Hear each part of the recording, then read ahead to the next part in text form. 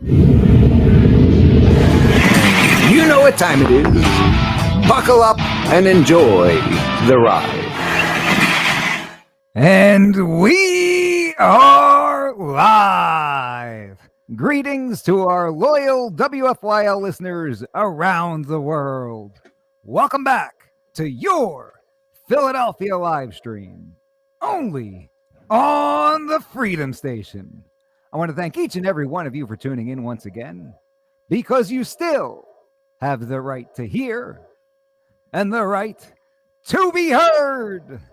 Ladies and gentlemen, my name is Mike G. As always, with me are Philly Chris, Russ the producer, and Liberty Lee. And you're listening to Mike G in the Morning with The Law Matters.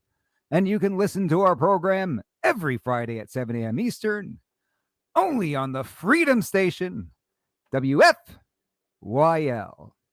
So let's be heard. I want to remind our listeners that you can participate in the free and open exchange of thoughts and ideas throughout the entire week by visiting MikeGinTheMorning.com. What's it called, Philly Chris? MikeGinTheMorning.com. How about you, Russ? MikeGinTheMorning.com. Liberty? MikeGinTheMorning.com. You can check out all the shenanigans that Mike G and Philly Chris are up to throughout the entire week. Check out the interviews down in Kensington with Philly Chris. One video getting quite a particular bit of attention. So tell your friends, tell your family, tell your barber, tell your Uncle Jerry, tell anybody who will listen to check us out at MikeGinTheMorning.com. I also want to remind our listeners about the powerhouse lineup we've got here at the Freedom Station. Kick off your mornings with Scott Adams. Bring you the Scott Adams Show weekdays from 9 a.m. until 11. We've got Dan the Man Bongino. Bring you the Dan Bongino Show weekdays from noon until 3 p.m. We've got the headliner, intellectual giant Ben Shapiro. Bring you the Ben Shapiro Show weekdays from 3 to 5 p.m. And finally, we love having him at the Freedom Station family. We've got Michael Knowles. Bring you the Michael Knowles Show weekdays from 5 to 6 p.m. So don't forget to tune in and show him some love. And with that, you know what time it is. Buckle up and enjoy the ride. Hit it, Russ. You know what time it is. Buckle up and enjoy the ride. Philly Chris, we've got quite a few regulars tuning in. We've got DG checking in. Give her a hey now. Hey now, DG. Hey now. We've got Stacks. Check out Stacks. Give him a Hey hey now to Stacks. Ladies and gentlemen, welcome Stacks. Hey. Jeremy checking in. Give him a hey now. Jeremy, hey now. Hey now. And Dag Nabbit. Give Dag Nabbit a hey now. Oh, Dag Nabbit, hey now. Hey now. Hey Stack says, I may have the right to be heard, but no one listens. Well, quite a few people have listened to your interview, Stack, so I wouldn't worry too much about that. And people loved hearing your story. And along those lines, and tonight we're going to be talking about addiction issues, prompted by Philly Chris's interviews down in Kensington. Chris, why don't you tell us a little bit what it was like going down there and meeting these people and hearing their stories? Yeah, it's really interesting to be in Kensington. You know, it's very surreal, to look around and see what's actually going on the street. And, I find it fascinating to speak to folks over there, and they're very willing to talk to you. A lot of people just kind of ignore them and don't really pay them much attention. So when I do approach them, they actually are very welcoming and interested in sharing their story, about how they ended up there, and as the couple was that, I did the video of. So, but yeah, it's crazy. It's just unbelievable to me that stuff is going on.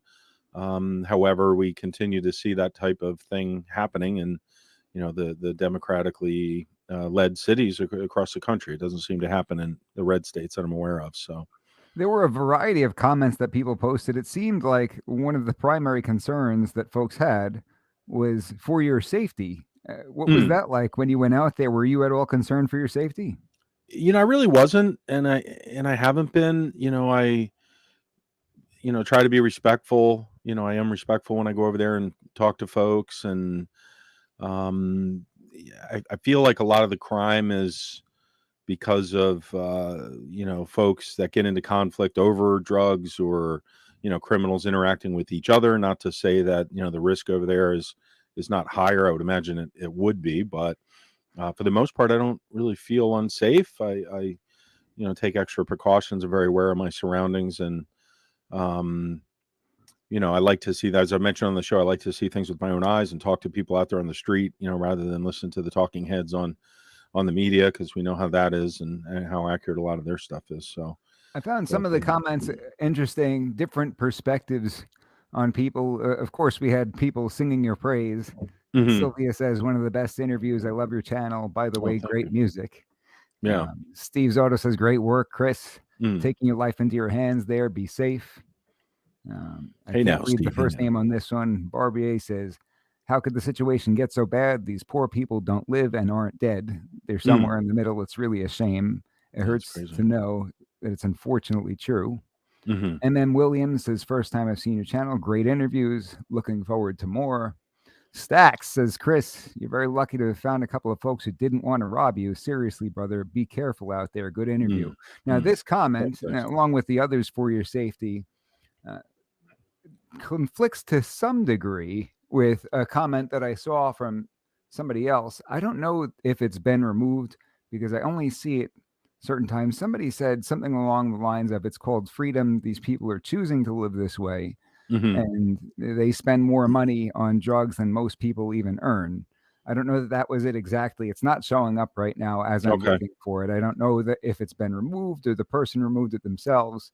Nonetheless, it is forever imprinted in Mike G's brain. I don't know if you noticed that. Oh, okay. It gets filtered out. It says it's called freedom. It's the way they want to live. They spend more money on drugs than most people get working. I think I was pretty close. If I was off, I was pretty close, right? Yeah, you were right on track. Yeah. So what do you think about that perspective on things and saying, hey, if you want freedom, then this is what you get?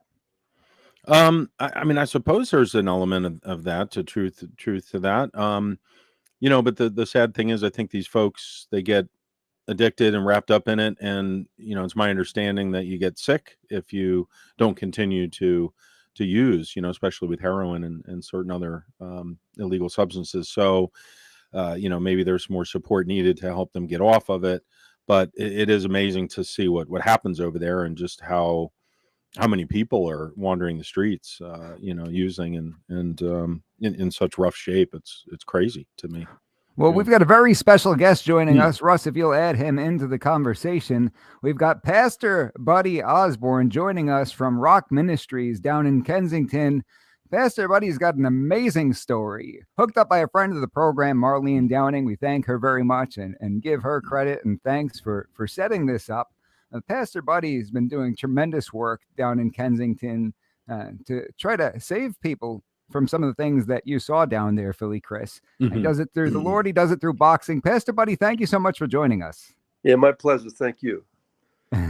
So why don't you tell us a little about what you do? I know I gave sort of the brief intro there. You could do it much better than I can. So tell our audience a little bit about what you do.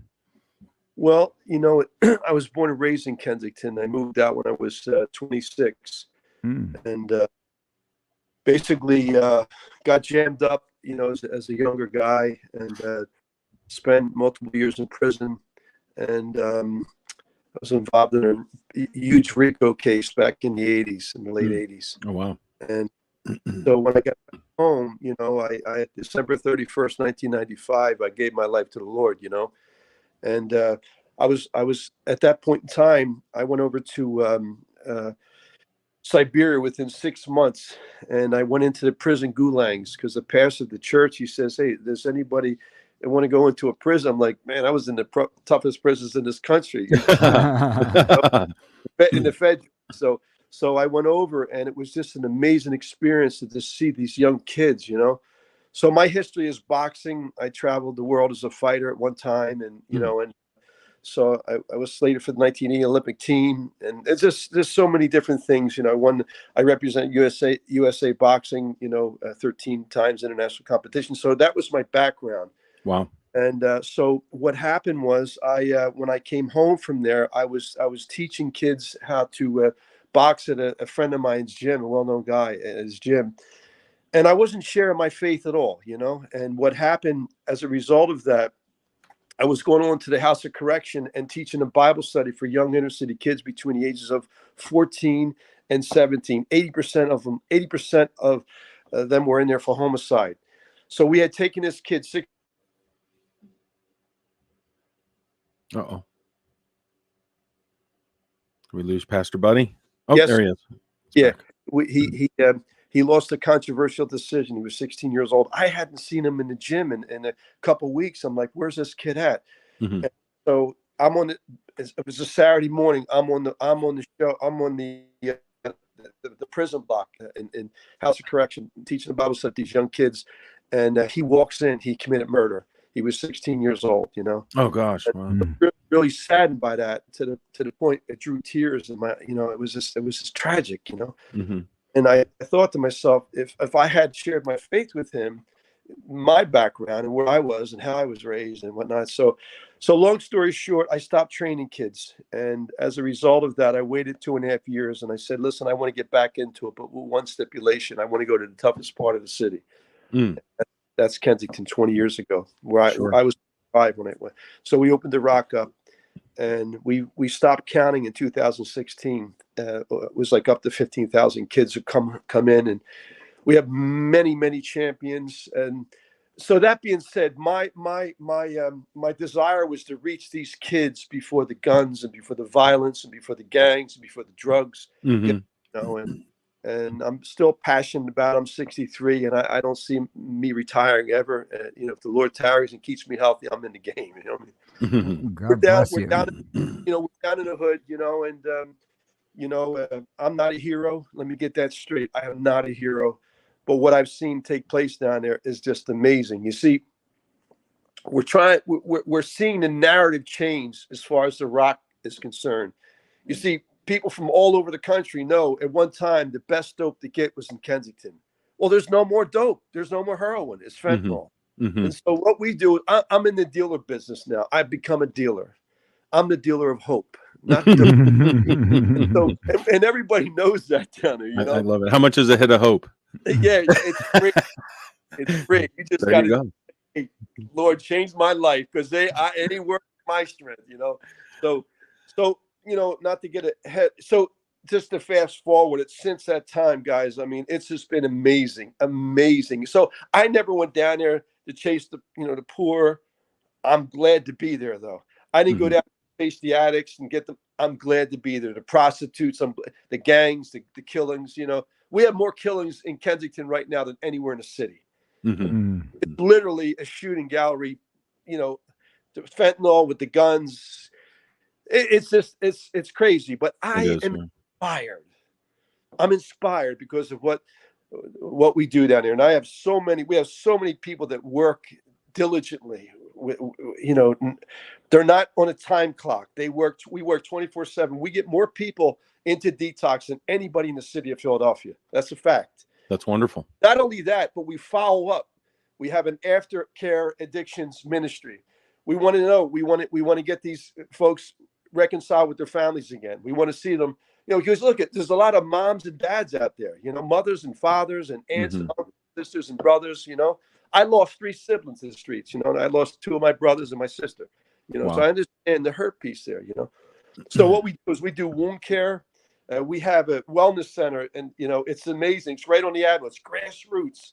So if prostitutes get pregnant, unfortunately, people. We have an ultrasound machine. We talk to the people. We pray with the people. We give them options of what they can do to help them through their crisis. Open wounds. We have doctors that come in and volunteer their times to close up the open wounds, because what happens is there's a drug called Trank. And what it's causing abscess in the skin. You have volcano look. It's like pus out of your arms. What is that? What is it? What is Trank? Yeah. Yeah, it's a horse tranquilizer. It's 100 times more powerful than morphine. And they're taking it. It's laced with Trank is off the. You can't save people with it. I mean, it's a nightmare. Yeah. So in what we do, we don't give needles. Whenever we partner with somebody who is like-minded on the social aspect, but we come at it with a spiritual tip in addition to the social aspect. We don't give needles out. We don't do that. We don't give condoms out. There's a lot of people do. We don't give things that's going to enable somebody. We give them hope in Christ, and it's a Christian perspective, and I got to tell you, it's working. It's working. I'll give you an example. So we have a church service every Sunday, and one Sunday I wanted to get 3 couples up, and so we got 3 couples up. I had somebody else pick who the couples were, married couples. So here you go. You got the 3 women in the front, and you got the men sitting in the back. Well, guess what? The 3 women in the front, all former prostitutes, worked on the avenue. Wow. And the 3 men on the back, every one of them were in jail. The one to the right, Brian, he was in prison. He was locked up 49 times, all drug addicts. Wow. I married them all within the last 8 years. Talk about restoration and hope. And 2 of them had children since they were wonderful. what I mean? So it's just a powerful testimony. Now listen, AA has a higher power, and I have no problem with that. I tell the people that we deal with, our higher power is JC, not JZ. This day and age, is it do you get backlash for coming out there and saying no, there is one true higher power, and that is Jesus Christ? Do people give you a hard time about that? No, because well, particularly we're not in the debating. We don't debate it. I mean, we're very, very, not careful, but respectful. Listen, it's a choice. Sure. I know it because I've lived it. I live it.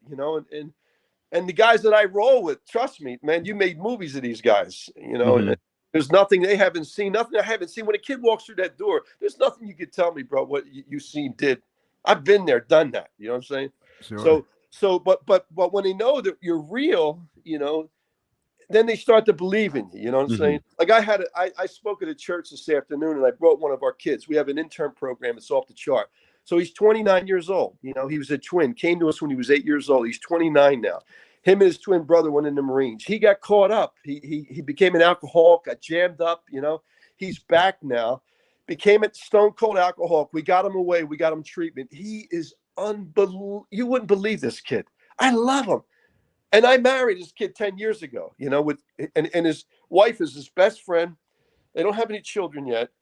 Now he's just one of many examples down there that we see with our own eyes that what's taking place, what God's doing in and through the lives of the people down there, So we're listen, there's a narrative now that I feel like, when you come to Kensington, people come from all over the country. Everybody knows. I travel. Everybody knows Kensington, like everybody. So what they do, they come there and they dwell there. And you know what they do? They come. They get needles. They get food. They get blankets. Now I don't want to marginalize the addicts, but they get everything that you can imagine, and they can shoot dope on the block. Yeah. Walk by 6, 7, 8 years old, their parents trying to take them to school, and everybody's booting in their arm and sniffing, and they call them the vein doctor, shooting in the neck. The cops, they don't do anything. So here's the thing. They dwell there because they can get away. Kensington has no voice. So what we say, you want to come to Kensington, bro or sister, you come to get well, not dwell. And so when you want to get well, we got you. Make sense? Absolutely. Absolutely. And, it sounds like you had quite a few success stories. And unfortunately, you don't hear enough of these. What we see are the things that you were describing, people falling asleep on their feet, bent over in the middle of the street, strung out on drugs and everything like that. And now you've got people who coming in to detox, like you said. Can you put your finger on anything as to how people end up there? Is there any sort of commonality that you see in the people who walk into your door and they are addicted to drugs?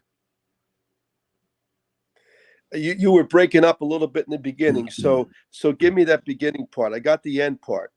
Sure. You see a number of people who come on in, and unfortunately, we don't see the success stories so much like you talked about. All these people who have done great through the help that you've given them. Unfortunately, we see far too much of what you described earlier with people strung out on drugs in the middle of the street. Now, when they walk in, before they get the detox and the aftercare and everything like that, are there any sort of commonalities that you see from the people who walk in and they are addicted to drugs?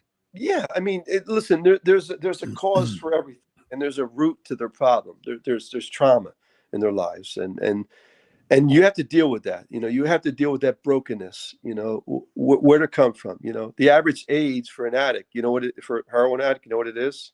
What's what that? is it? Give me a get. Take a shot at it. Well, I presume they don't live all that long. 12.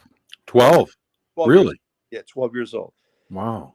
So, and I've done a lot of funerals, man, and it's heartbreaking, to see. I've seen a lot of people die in 20 years down there. A lot of, I can only imagine.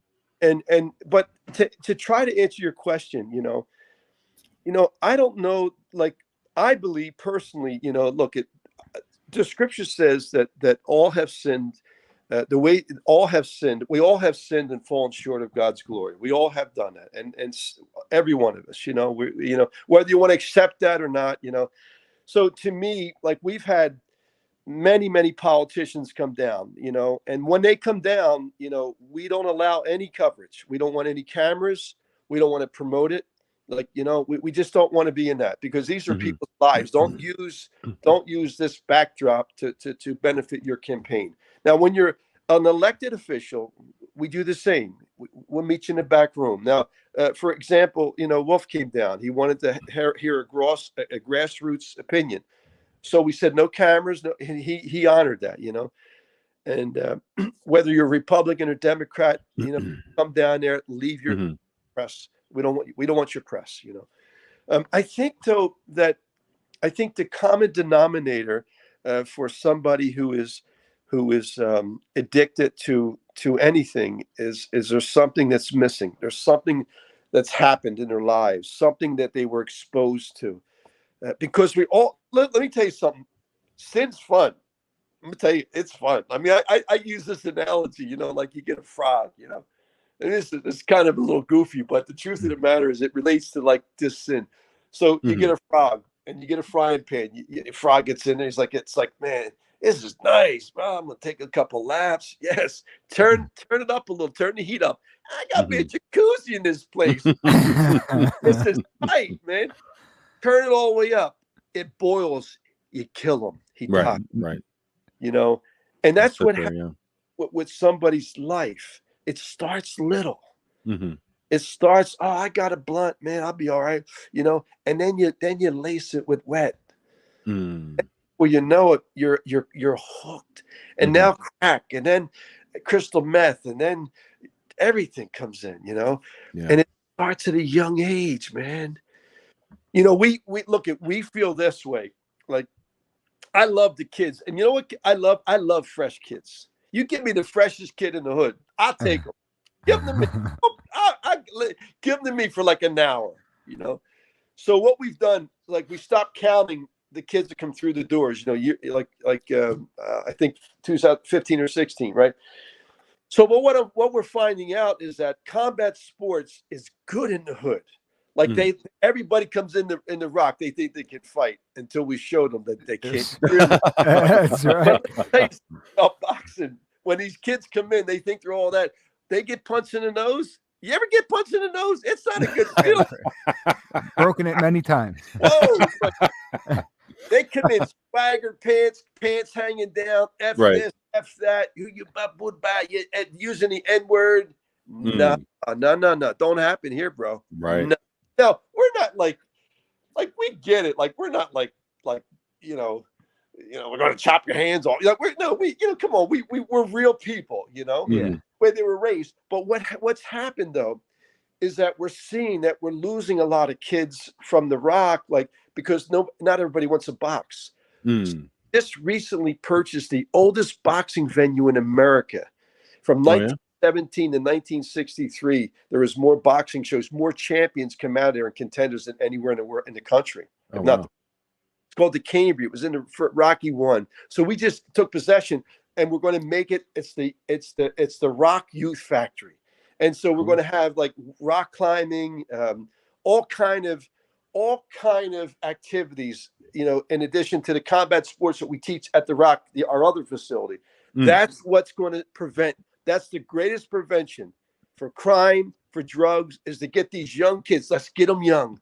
Let's get them young. Let's get them active. Let's get them in. Let's get them in. Let's get them behind. You know what I'm saying, guys? I mean, it's a powerful way to reach our community, And I hope that's amazing. It's amazing. Do you think that boredom leads to drug use and ultimately addiction? Idle hands, the devil's playground. Well, Because you're giving them something to do by giving them that activity. Now Yeah. combat sports something entirely different because there's a humility and there's a discipline that comes with that. But even Yeah. with these other activities like rock climbing. Yeah, well, I think that, listen, you can end up in the devil's playground, which is prison, and you can spend your life there. How many people are in prison right now? 2.5 million. Crazy. And it's a, we incarcerate more people than anyone in the world. I don't know. I don't know whether, look, it starts with the family, but yet I would say 70% of the people who come down into Kensington, right? 70%, they're not from Kensington. 70%. It's documented. They're from all over the county, Bucks, Montgomery, and the uttermost parts of the world, man. They just find their way to Kensington because it's, Kensington has no voice. We have drug lords. Why is it still happening after so many years? I've been in the Philadelphia area for a long time, and for years, the past several years, I've made an attempt to go over there and talk to people and see what's going on for myself, and it just seems like it continues to get worse. Like, why is it so out of control? Like, and it just seems like they kind of let it happen. Like, do the local officials literally just allow this to continue, Pastor? Or what are your thoughts on that? One of the things is this. Like, we had this, the McPherson Square. You've heard of McPherson Square?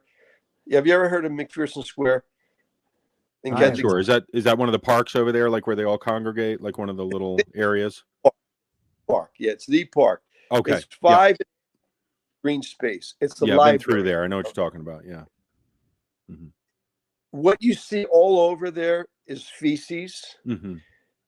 Prevention Point gave out 8 million needles last year. I don't know. It could be double this year. 8 million. Wow. I think probably 7.5 million wind up in that park. Just saying, Yeah. I've seen the cleanup efforts, and they have like those huge 55-gallon drums full of them. Yeah. You can clean up every day, and you're going to have to the next day. So here's my point. Talking about something, there has to be like in any war, you have to take territory. And that's the bottom line. So for me, to answer your questions, there's a lot of renters that are in Kensington, all around that area. Not a lot of homeowners, a lot of renters. Right. And people have been promised things. So we made we put this proposal together, right? And the proposal was to have a fence, an ornate fence that complements the library. We were going to pay for it. $300,000. We had somebody was going to pay. Wow. We had somebody was going to put security. We were going to hire our own cleanup people to take the park back for the kids of the community. Sounds like a great idea. A couple politicians, and they didn't. It was like one in this year and out the and to me, you have to get little wins. You have to get little wins, and taking that park back and giving it back to the community would be an amazing win. What would they possibly have against it? Why would they not want to follow through with that? That's a great question that look, I don't want to be an activist, and no, I'm just curious because that something like that leaves you scratching your head. Right. Something beautiful that's being willing done. And they don't have to. You weren't asking them for the money for it. You said, right? No, we weren't. And to this day, it's just kind of it's strange, So I kind of backed off that a little bit because I don't want to come out as an activist. I got to be careful because you don't, look, there's a lot of target hits down there. You know what I mean? And you want to. And for 20 years I've been down there, and I love the drug dealer too. He's lost. Hope, he needs hope just as well as the addict. Sure. So I don't want to go down there and be that guy. Let the police do their job though, and it seems can't do it. So what we do is we have a chaplain squad. Amazing. This is amazing. You'll see it any given day. You'll see upwards of 15 of our chaplains, all dressed in chaplain gear, community chaplains from the Rock. We go right on the drug block. We have the police call us. We go out into the streets and we pray right on the corner. And the drug boys roll. They don't want to pray with you. Pray with them, bro. You know, guess what? They want it. They're lost. They need help. They need help. We tell them we're there for you. And you guys are right on the main strip there in Kensington, right? I think I've seen your place down there. Oh yeah. We're right there. We're right in the heart of it. You know. I mean, well, Kensington and Somerset was the #1 block, a #1 corner. Now it moved up to Kensington and Allegheny, but we're right there. I mean, you know, in it we've been in it, and we're not going anywhere. You know. Yeah. I tell everybody if they gentrify, you know what I mean, we'll just start wearing skinny jeans, no problem. Our producer wears those. Yeah, that's right. For those of us just tuning in, you're listening to Mike G in the Morning with The Law Matters, only on the Freedom Station, WFYL. So, Pastor Buddy, you said that you were raised in Kensington. What were things like when you were growing up over there? Were they as bad? Were they not as bad, but still pretty bad? How were things growing up? Tell you something. You had the K&A mob. You know, I've come to know a lot of them over the years. I don't glorify what they do, you know, or what they did back in the day, but there was honor amongst thieves, in a sense. They always say, you know.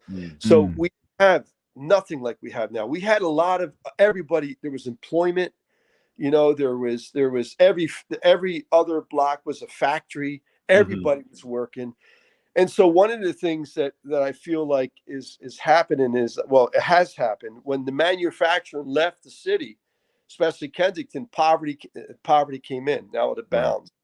And what happened with that is the work ethic. Our parents were workers, man. But now these kids grow up with no work ethic. A single parent, you know, the schools are a nightmare. You know that. The family structure is just off the chart bizarre, you know. And so you know, and so now we're left with a lot of broken things. So what we do at the Rock, we don't claim to fix it. We make it a spiritual problem.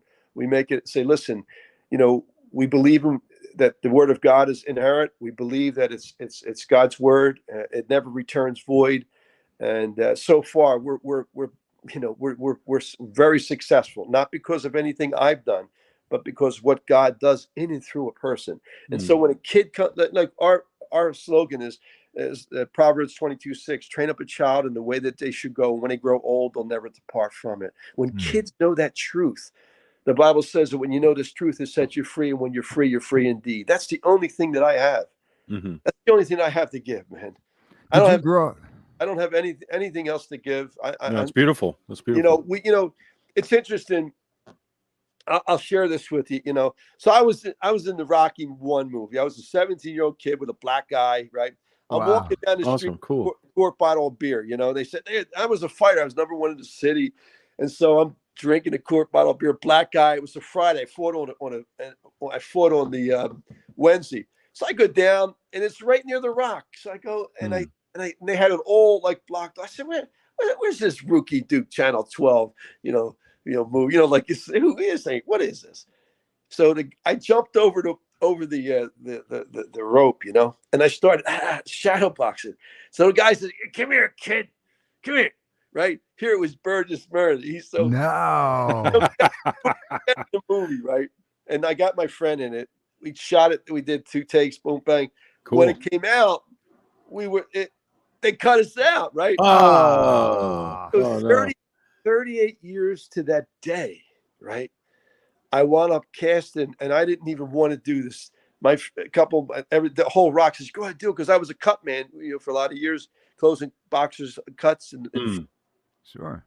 So they let me. I wound up getting in the Creed movie. I played myself in the championship fight with Sly for for like 3 weeks. You know, it helped me. It helped me get my daughter through college. Wow. That's really fantastic. Wow. So I say this is what I say. So I got a call from, the producer of made a lot of movies, Bronx Tale, Raging Bull, and all them. And so he's Academy Award winning producer. He wanted to buy the rights of my movie. Now, listen, I'm not nothing. Trust me, I am nothing, apart from Christ. I'm nothing. So I was like, my wife, what are we going to have to move? We're going to be famous now, you know? You know what I mean? So what happened was I talked to, so I went up, happened to get a lawyer. So there was like 13 pages of documents, right? Mhm. So we got it down to 3 things. You're going to make a lot of money signing. You'll make some good money signing, and then you'll get residuals and all. So it was. But here's the thing: they would not let me share my faith. I said, "Look, you can. Oh, really? You can embellish. I was involved with a very powerful group of people back in the 80s. Yeah. Many people got hurt. Hmm. You can embellish everything you want, but at some point, my life changed. Let me kneel at the cross. Say a verse. Yeah, something. Verse. Yeah. And I had a conversation with Irwin Winkler, who was the producer, and my wife and my daughter and myself. 5:00, he calls from California, and he said, "Oh, geez, man." I said, "Mr. Winkler, I'm humbled, but I can't do this. Wow. I wouldn't do it, and Wow, I didn't good do for it. you. Wow. Yeah. That's So By my your amazing. convictions, that's great. Yeah. that's convictions that Yeah. we have the rock. It's the same. We're not selling out for anybody. Why would they want you to compromise on that anyway? That seems Yeah, odd. I said to him. Yeah. He said to me. Yeah. He said like this. He says, "Hey, we'll make you a superhero." I said, "Oh, Mr. Winkler, I am no superhero." I said, "Come on, man, don't do that to me, brother." So we let it go, and it is what it is. And I also said, "I don't want 1 cent. Everything would go right to the rock. I didn't want to make Wow. one. Wow. How But long ago was this? This was about 5 years ago, 4.5 So years. there's Okay. still hope. There's still hope. Maybe we'll get somebody to do it the right way. Yeah. You brought up Bronx Tale. Chaz Palminteri almost didn't happen because he stuck to his guns, saying that he wanted to write the script and play Sonny. They said absolutely not. And then De Niro got a hold of it and saw him do Bronx Tale as a one-man show. And afterwards, he called up the producers and said he's got to write the script and he's got to play Sonny. And of course, the producers, when De Niro said, "Oh, of course, we wouldn't have it any other way." That's funny, man. Yeah, it's funny. Yeah, so there's still hope. Maybe they get done. That would be one amazing story. That's really I do cool, have a question for you though. You talked about your parents are hardworking people. Did you grow up in a home with 2 parents? No. Okay. I did not. No. What I said parents were, Okay. Just in general. Yeah, in general. Yeah, kind of a different generational thing. Yeah. I come from a family of 9 and 2 sets of twins, and I never saw my mom and dad together. So I never lived that. I never, and I never saw that model, And again, it wasn't until I embraced my faith that I realized, what marriage is all about. And I have 25 years of wonderful marriage. I have a 20-year-old daughter, and just a a great marriage, and I give all the glory to God for that, At what age did you start falling with the wrong crowd? Out the womb. I'm here, everybody. So is this something that even as a kid you were in trouble at school, or? Well, it's interesting. I'm going to tell you something so crazy. I just said this today. This is crazy. So when I was 8 years old, right? When I was 8 years old, I started to scratch my heel of my foot. And I was so, you ever get a mosquito bites, you just go, it feels so good, but yet it's scratching. Then it was like start to bleed, And then I got pain. So my mother, it got to the point where I was crying. She took me to the hospital. They put a cast on it. Brought me back home. And basically what happened was the pain was so severe that my mother ripped off the cast, took me back to the hospital. I didn't leave for 10 months. I had bone cancer in my foot. Gosh, wow. Oh. It shelled all my heel out. So, but wait to hear what happened though. That's crazy.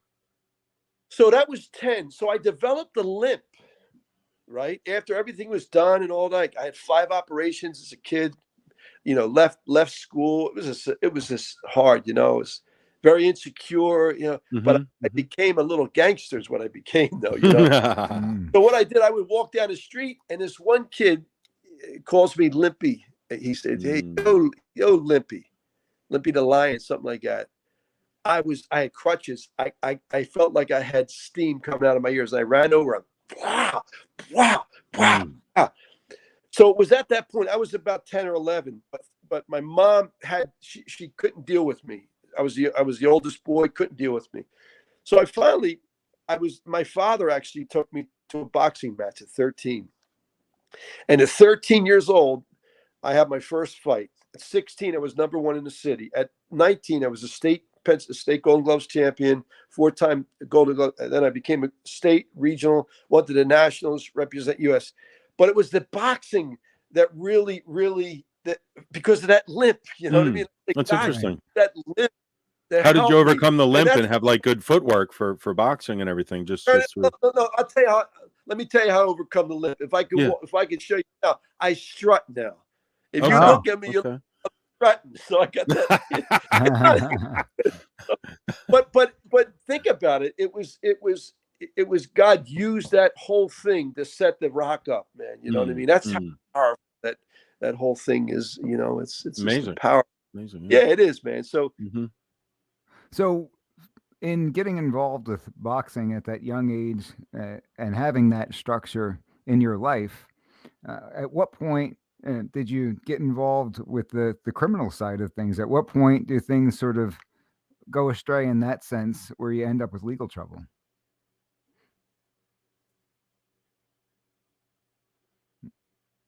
Oop, I think we lost your bit. microphone. I can see you, but it's muted a little bit. Yeah. The old interwebs kicking in there. That's okay. They'll cut this out. Russ will cut this out for the morning. Right. Oh, I think you're on mute, Pastor. It looks like you're on mute in StreamYard. Oh, we lost him there. Maybe he'll get back in. Get back in. Yeah. Wow. I'm loving this so far. Yeah, pretty wild, man. And very interesting. Russ will cut all this out for the morning, right? Yeah, Russ, that's right. Right. Otherwise, we'll be just talking on the air. Good thing this isn't live, right? Yeah, right. You got Rita checking in, Scott checking in. Hey now. Durso checking in. Give him a hey now. Hey now, Durso. Hey now, Rita. Hey now. All right. I think we've got. Do we have Pastor Buddy back? Looks like it says 3 are in there, but we'll see if he comes back in. Not yet.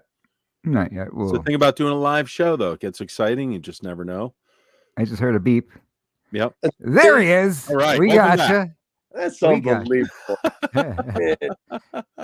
So, you know, one of the things that coming from Kensington is that I often would say, and I said this to reporters back in the day, that you're either a priest, right? A police officer or a roofer. Okay. So, you know, I became a roofer. It was my desire to do that. You know, I loved everybody in Kensington. A lot of folks in Kensington became roofers. So, you know, I worked my way up into the union. You know, and I became an organizer for the roofers union in the 80s. Cool. And you know, there was a tremendous. You know, my boss John McCullough was assassinated in front of his wife. He was shot 6 times in the head, and it was a mob execution. You know, and so. They did was, you know, it's, I mean, this is all matter of public information you can look into. So there was 18 people. I love my job. You know, I love, you know, people to have a collective bargaining, to be under a collective bargaining agreement. Now, obviously, you know, there's things, if I had to do it over again, I just wouldn't do it. You know what I mean? But I love the aspect of just the working person being taken care of and being taken care of, right? You know? Sure. So, but, you know, I did some things. They you know, the feds, they put electronic surveillance in some of our cars, our homes, and our offices. And as a result of that, 18 people were indicted, including judges, some lawyers, and 13 officials. They kept 3 people pretrial detention. And basically, you can look this up. They were a threat to community and menace to society. And I was one of the 3, the boss of the union, Steve Traits, Bobby Medina, and myself. So, wow. So that's how that all, you know, so I wound up in prison. They didn't give me bail. I did get bail with the 3rd Circuit with the stipulation I remained under house arrest, which I did. I was facing 160 years for the crimes I committed. It was a RICO. You know, you have to have 2 predicate acts against you, you know, for conviction, and they convicted us. I don't know whether you guys are too young. You probably don't remember that case, but it was a very, very, very newsworthy case, man. Trust me. Everything you could have. Yeah, I have to check it out. Yeah, it was quite an experience for me in hindsight, but wow. I wouldn't trade it. You know, I wouldn't trade anything because of where I'm at now. And yeah, I got you. I lived that for a reason. You know, And so, so my propensity for violence always increased. But yet, when I went to prison, I received a letter from a lady. She was an elderly woman, and she said to me, she says, "Buddy, Jesus has you in the palm of his hand." I'm like, what does that mean? What does that mean? And then when I got out of prison, after, like I said earlier, 3 years later is what I gave I remember just lifting up my hands and just giving my life to Christ, and I never turned back, man. When did you get out? How long has it been? I got out in 92. 92. Yeah. Wow. Okay. Yeah. So it's been a while. Yeah. Been a while. Yeah. Yeah. That's good. And then and all that being said, and it's interesting, as I speak to you as the chaplain for all the unions, over 60,000 people today. Wow. We just lost 2 guys on the rail. I mean, tragic lost on Ben Franklin. They were killed suddenly, ran over by a train. Oh gosh. Wow. On the bridge, on the track that's on the Ben Franklin. Very sad situation, man. One of the guys, he was 55, getting ready to retire, and his daughter gets married tomorrow, man. Oh, that's insane. You hear those stories, it's just heartbreaking. Yeah, so I'm actually a chaplain now. So I'm a chaplain to all the building trades, and I'm an honor for me, and and they know my past, but they also know who I am now, and they respect it tremendously. That's great. Bring peace, and good tidings. I'm not saying. You got the beard for it, yeah. How old were you when you got out? I was what was I, 32? 32. Okay. Plenty of life ahead of you. Yeah. With when you were inside, did anybody try to start trouble with you? Were there any fights involved or anything like that? I had it's interesting when I first went into prison, right? I had a guy come to a friend of mine dropped me off, and I was up at Lake Placid. It's so interesting because this is a funny story. So I was slated for the Olympic team in 1980. I really thought, but we were supported by a union, so we didn't go to the box office because of the rushing. They were there was a boycott, So right, yeah, I remember. So I mean, I'm not saying I could have made the team, but I was in line to at least try, Sure. So in 1980, the Winter Olympics were in Lake Placid. Well, when they built this huge complex up there, beautiful complex. And the one complex they built, they housed the athletes. So after the athletes were finished, they turned it into a federal penitentiary. Oh gosh, wow. And that's where I checked in. I lived in the Olympic,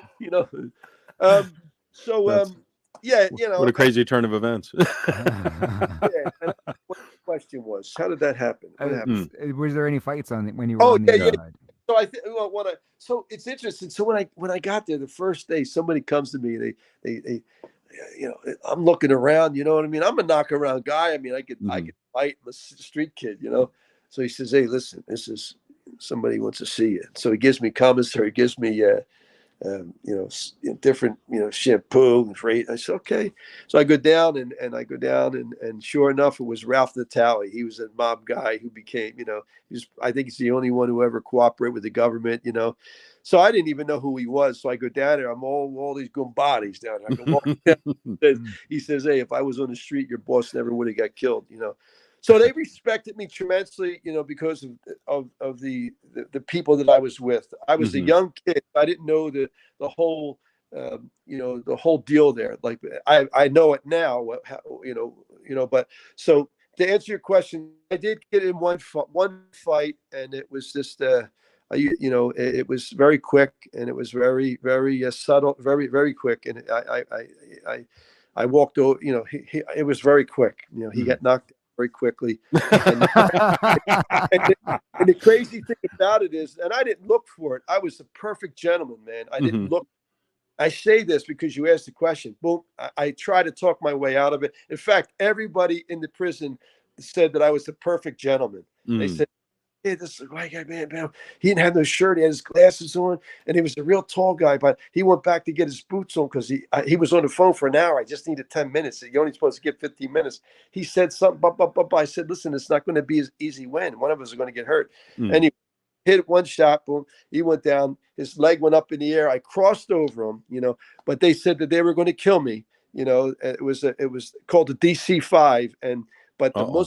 Muslims, everybody in that prison says if anything happens to that kid, that's what they call me, kid. Mm. There's going to be a problem, and he never said a word. But that traveled all over the system. It's how No kidding. Wow. like a Yeah. subculture in there, man. You know, it's Yeah. crazy. Yeah, you hear those stories. Yeah. Yeah. Oh yeah, man. Oh yeah. Yeah, they But probably left you alone after that. They're like, you know. never had a problem. Mhm, mhm. Never. But thank the Lord for that. You know? Yes. Yeah. So how do you go from getting out and witnessing? Because it was never your intention to train people to witness. It sounds like you were training people and decided to start witnessing as a part of it. Do I have it correct? Well, well, I got out, and I was out about 3 years, and I just felt that void in my life. What's your first name? I'm sorry, Mike. Mike, yeah. Mhm. Mike and Philly Chris. Yeah, you Yeah, got it. Yep. Mike Yep. and Chris. Philly, Yep. call you Philly. Yeah, Philly's good. Sure. Okay. But when I got out, I wanted to try to live a decent life. I didn't want to enter back into any kind of no scams or no hustle. I wanted to live life, man. Yeah, that's good.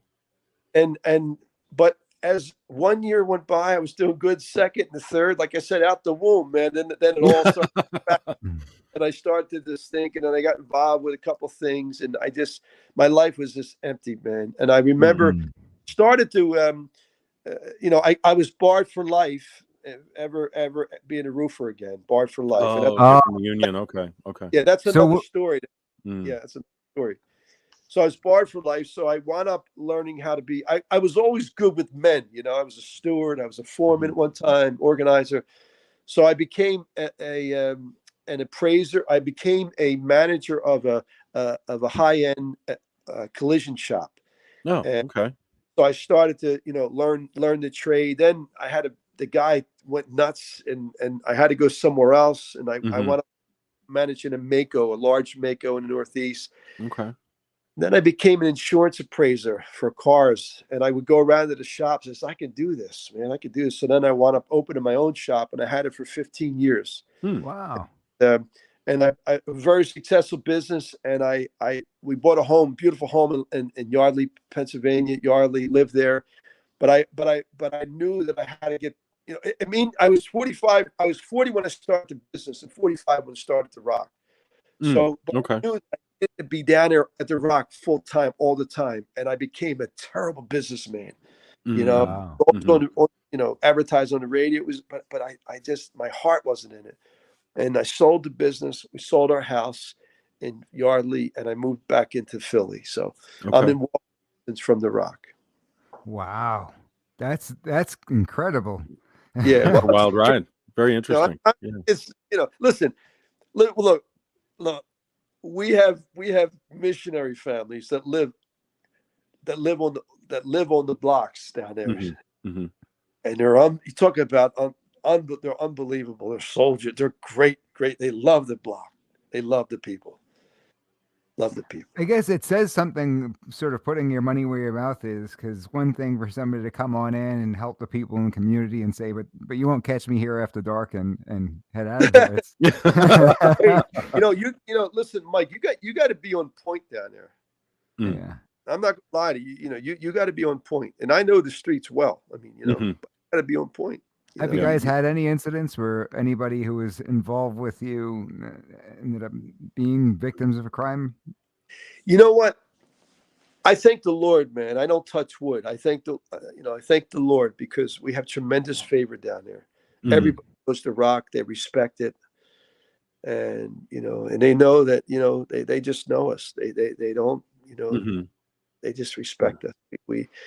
We have a school of urban ministry, because there's Kensingtons all over the country, and it's my desire to train these young kids up to say, listen, go start something, go start a Rock in Chicago, go start a Rock, do it, go train them up. This is a fun time for me. I'm 63. Lord, be healthy. As I said, I want to be able to train that next generation up. I'm having fun doing it, by the way. That's And great. when Hey, you open, like, when can people come over? Like, people in the community, or if anybody wanted to stop by to help or to meet you, or if there's people in need. There is one person, actually, I noticed on the comment of the video I did recently down in Kensington that we played last week on the show. Somebody's trying to find a family member. I don't know Oh, if I could get pictures and stop down and show those to you or something. here's Yeah. what to do. 24/7. Mm-hmm. We're there. And Okay. anybody, like I just had 2 calls. Well, the Rock line had 2 calls. They sent it to me, and then I dispatch it to who can handle it. Oh, really? Wow. Yeah. Okay. So it was a missing person, and it was somebody was in need of a detox, and the person called from Harrisburg. It was her relative in Kensington. We get calls Wow. all the time, No and kidding. we call Okay. right away. We follow up, Right. and we, like we have a lot of detox centers that we use, and they know us. We work hand in hand with the fire department. AR2, Mm-hmm. they're there.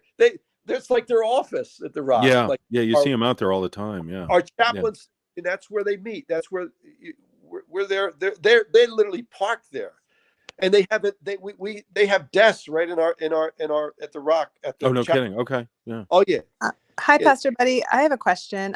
Who's when- this? That's Liberty Lee. This My is name's Liberty Liberty. Lee. Wow. Former boxer in her own right, Pastor Buddy. Yeah.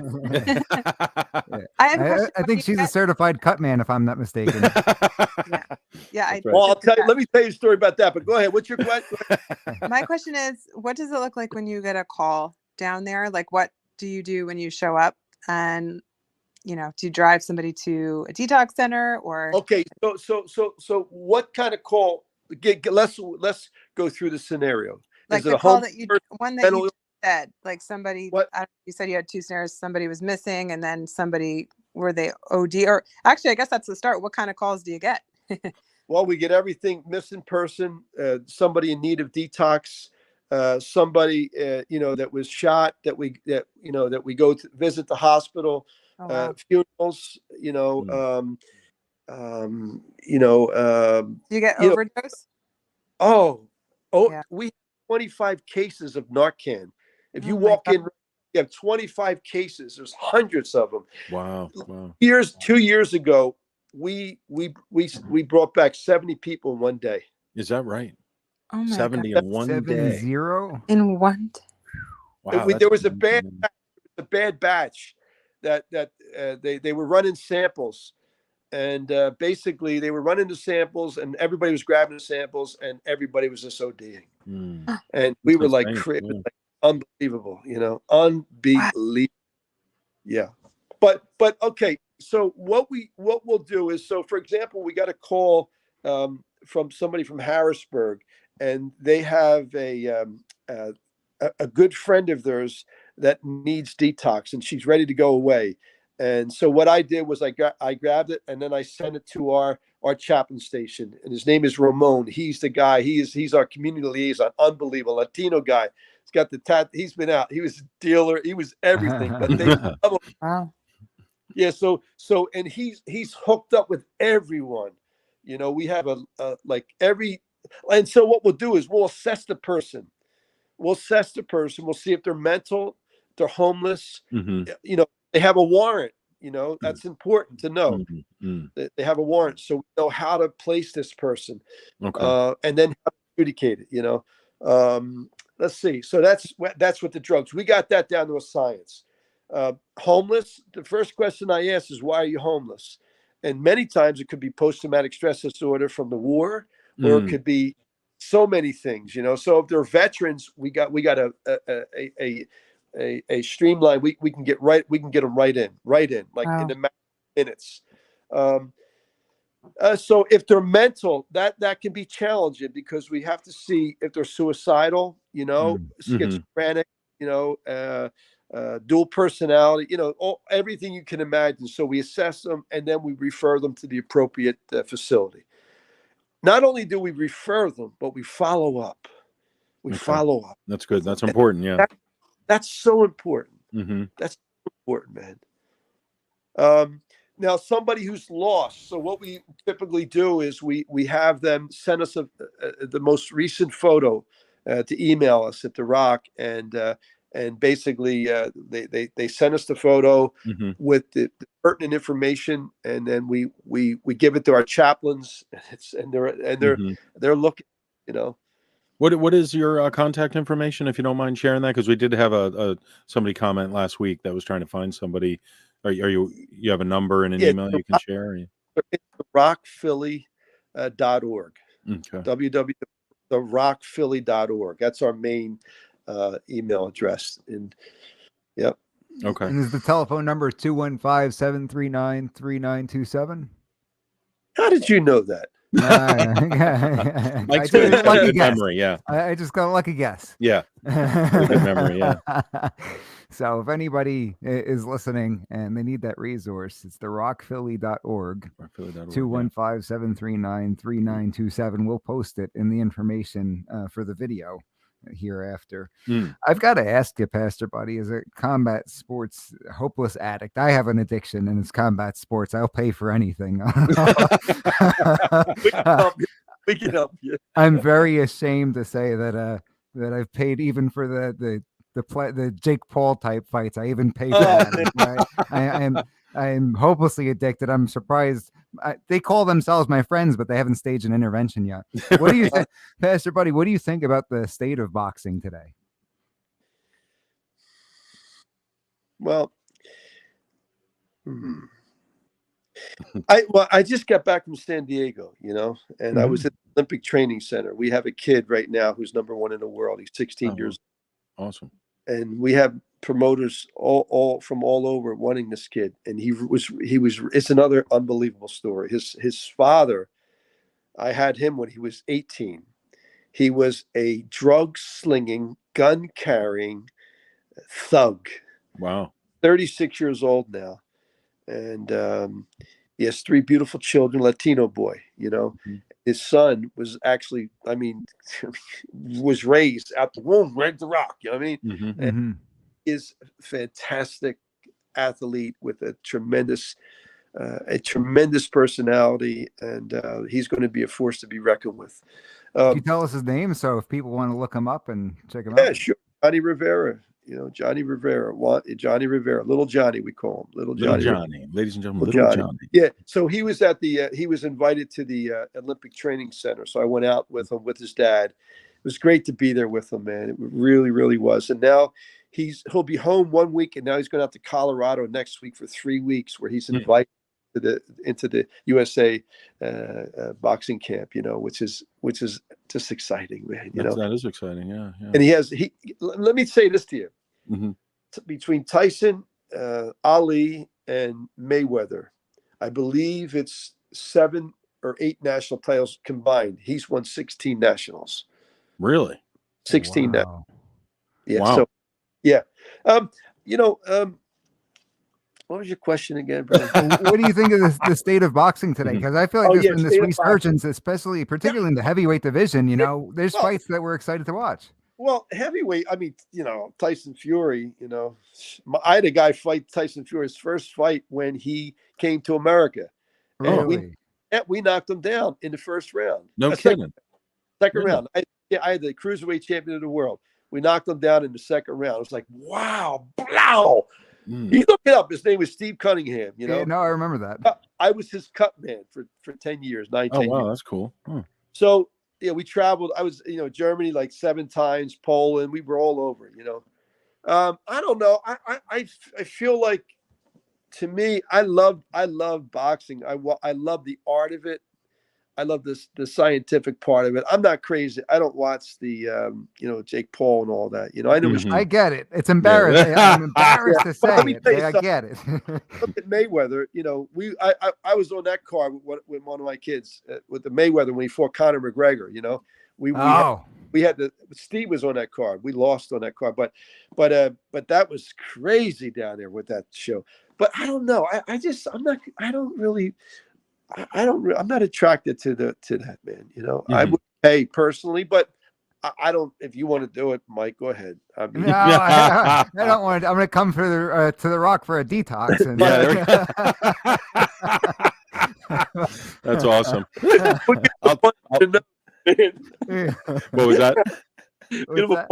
punch in the nose will get Right. Yeah. I'll drive Mike over I for haven't it. learned my lesson. Well, we need a place for you and Russ to train and hold the fight anyway. Yeah, that would You be probably great. haven't heard about this, Pastor, but our producer. And, What do you think? What do you think Mike of Canelo though? He recently Yeah. fought Triple G, and that was not the third fight of the trilogy that we were all hoping for. No, Obviously, I honestly, I didn't see the fight, but I didn't really.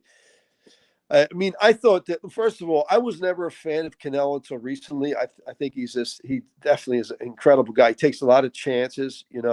I mean, he goes up light heavyweight. He's even talking about fighting this guy Usyk. Did you see Usyk? oh yeah. I like forget him. it. Yeah. I like that guy, man. He's happy. He believes in himself. Usyk, I like. Well, we might get him in Fury, right? That's what they're talking about next. Sure, I'll handle him. I think his height and his reach. He's just too big. He's too big. I just see they fight this guy Derek Chisora. Oh, did they? No, look. When you get heavyweights, did you see Fury? No, did you see Wilder fight that? Yes, it was a very quick fight. Well, it was like almost looks fixed if you didn't know any better, right? weird. Like, Yeah. I mean, Yeah. let me tell you something. That is an amazing fight. I looked at that as because he looked like Fury. Oh, Think yeah. about Yeah, the way that's true. that guy up. That was interesting. White guy, it just looked like Fury, had the beard, the head, Yeah. and he went down like Fury. Woo, and he stayed. He stayed down. He didn't get up like Fury. No, He didn't I'm done. punt around. No, I'm whatever it was. But did you see that Plant fight? Did you see that one with Caleb Plant? Ooh. No, did not see that one. And this kid Darrell got knocked out like the 8th round, and Plant did it. And a guy from Philly's training him now, but he hit him with a bang, hook to the body, and come back with a hook to the head and stretched him cold out. We'll have to check that one out. Yeah, that was an amazing knockout. Liberty, you piping in? Mr. Buddy, where do you train? Do you just go to different gyms? Like they say, hey, we got to call Pastor Buddy to come in. where do you? Well, train? it's Rock Ministries of Philadelphia. I would recommend that you guys look at our website. It's his. Oh yeah, no, it's his own facility. Your own facility. Yeah. Amazing. But look at the documentary. That will tell you. I'm going to pull it up.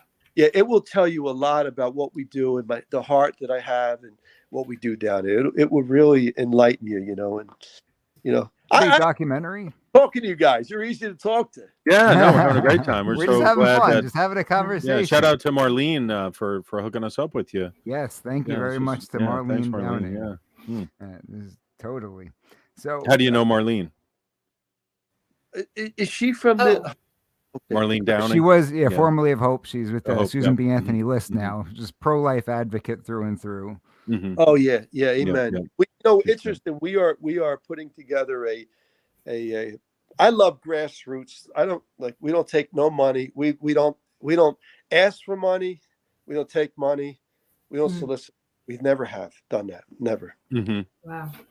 Never. Never done it. That's amazing. Yeah. Yeah. And so, but what we have is we have a building to the right of us. When you ride down Kensington Avenue, you'll see like a lot of rock signs. I've seen the signs. Yeah. The one is the wellness center, and we are in the midst. It's got to go through zone. It's almost done. So we're gonna do 3 examination rooms, all to offer assistance to women that are pregnant. Okay. Right now, the van outside right now, and we have she was a midwife. She's a nurse practitioner for women's health, and she's unbelievable. She's the one who called me on this. She's unbelievable. Mm-hmm. Unbelievable. She could have lived anywhere. She lives on a block that you wouldn't believe. Believe it. She lives right on the middle of everything. Yeah. And she's called, she's called. She's a called woman to the Rock, to Kensington. Talking about women, do you have women who come in and box as well? We do. We offer for women. I never was a proponent of that, but now I just wanted young kids, boys to come in. But now it's for sure women. We reserve Monday for that. We have Monday, and then Tuesdays and Thursdays we're open to the community. but the kids have to earn other days, you know. So That's good. We got a couple of comments coming in through the live stream. Rita says, "Through the grace of God, you have become a mentor and inspiration to the young kids. I'll pray that God will continue to keep you and the other pastors safe. God bless you." Just a kind word there from Rita. And we've got the Finland saying, "I came in late on the show. Sorry, but I think this guy had a church burned down, or they rebuilt a burned down house. Any of those things sound familiar?"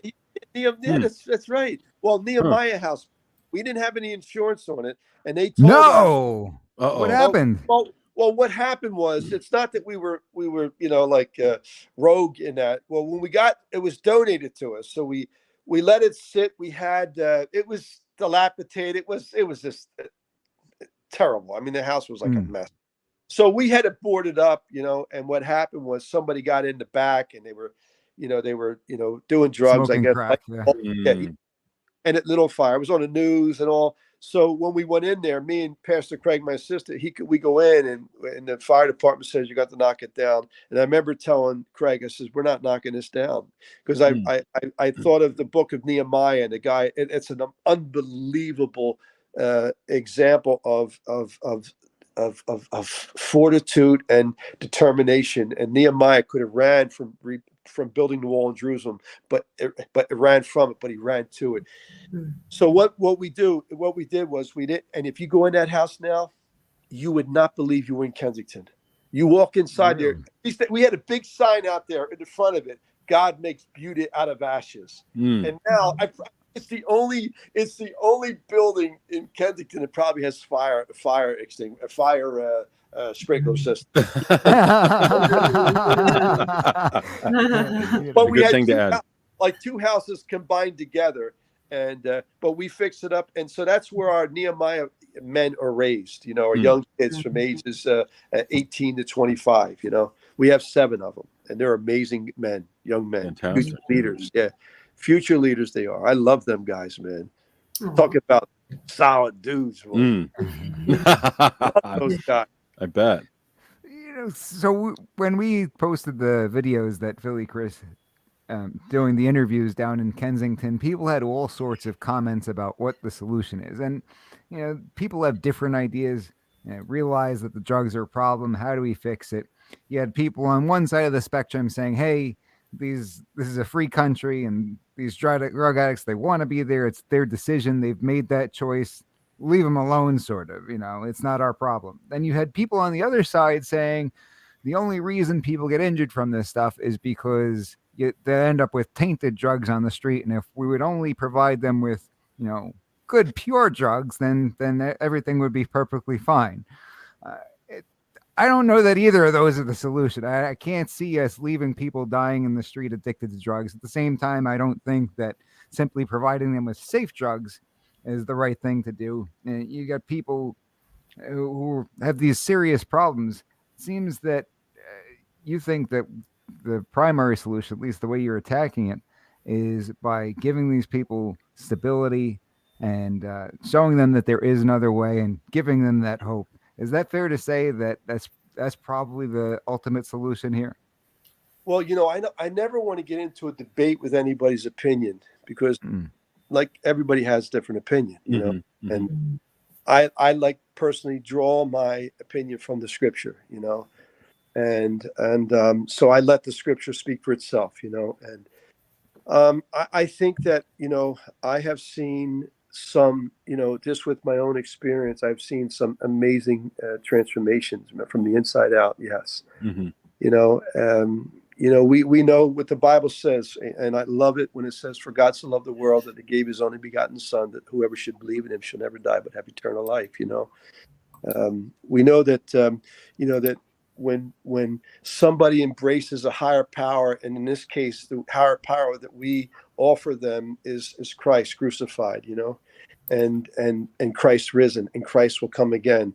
There's a transformation that takes place into a person's life that no one can take credit for, when you look at scripture, let's take a look. The Old Testament's 39 books, the New Testament's 27. In the 27 books in the New Testament, there's a guy named Paul. He wrote 50% of them. He was a murderer. He was a terrorist. for the first 30 years of his life, he lived a life that he killed Christians. He literally he ripped people from their homes because of their belief in Christ.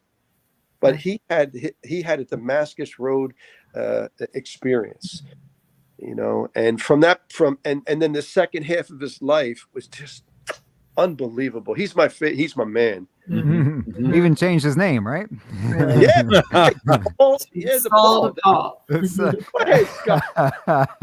That sounds like I always thought that was a little strange because, like, let's say you're in somewhere you get called, "Aren't you Saul?" It's like, no. Then what is your name? Paul. Just call me Paul. Come up with if you got caught with something and you had to come up with something real quick, right? My name is Millie Chris. Right. There you go. Call me Philly. Wow, that's powerful stuff. Yeah, that was good stuff there. Yeah. Thank you so much for joining us this evening. Yeah. I know it was short notice, and you've been so generous with your time. You got such an amazing story. You're doing such great things. We hope that you will join us on the program again sometime because it's a pleasure to have you. I love you guys, man. I appreciate the opportunity. Glad I did call you. So God bless you guys and enjoy. Okay, and let's keep in touch. And if you're ever in Kensington, you got my phone number. I was going to say I'm going to stop by because I try to go over there regularly, and I've been talking to folks, and I'll send you the video I did last week on the show. It's getting some views. Talk to some people. I'll send it over. But I'd love to come out and maybe take you up on that. Yeah, we definitely would love to come. Listen, for you, Mike, you come down because I want to see what you got. Yeah, there we go. I'm an old man now. I want to give you a little detox, brother. You need a detox. There you go. Detox. I'm going to bring him down for that punch in the face. I was going to see if you can train Philly Chris to fight Mike, if you can get him in shape for that. Hey, there we go. Oh, there we go. I'm getting too old for this stuff. Remember, I was in the Senate for 180 years. One last fight. Everybody check it out at therockphilly.org. The number, once again, 215-739-3927, therockphilly.org. Pastor Buddy Osborn, thank you for joining us. Yeah, that was awesome. Thank you. All right. For those of us just tuning in, you're listening to Mike G in the Morning with The Law Matters, only on the Freedom Station, WFYL. So that was one amazing story. Yeah. I'm glad that we were able to get him on the program. It's funny how that works. I got $100 on Philly Chris. There we go. We got live action here. Yeah, I don't know. I've seen what Mike's capable of. I don't want to tangle with Mike. Yeah.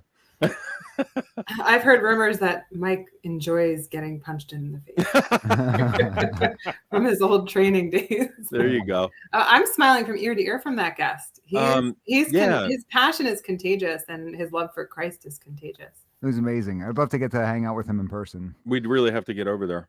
We really do. Yeah, I know your schedule's crazy, but we'll have to figure that out somehow. SM Durso appreciates a powerful life story, Pastor Buddy Osborn. And Scott checking in saying, wow, awesome guest. I'm glad that everybody enjoyed it. And you know what? When you watch the video that's been gaining the traction, it's really a sad video, right? Totally. It's not a happy heartbreaking video. It's heartbreaking. Yeah. So having him on to discuss the issue and talk about what he's actually doing about it, I thought is a very positive sort of spin on this whole topic, because I think it's something that's worth discussing. People are obviously incredibly interested in what's going on down there. Sure. And to have him come on and talk a little bit about, hey, here's what we're doing to try to help this out.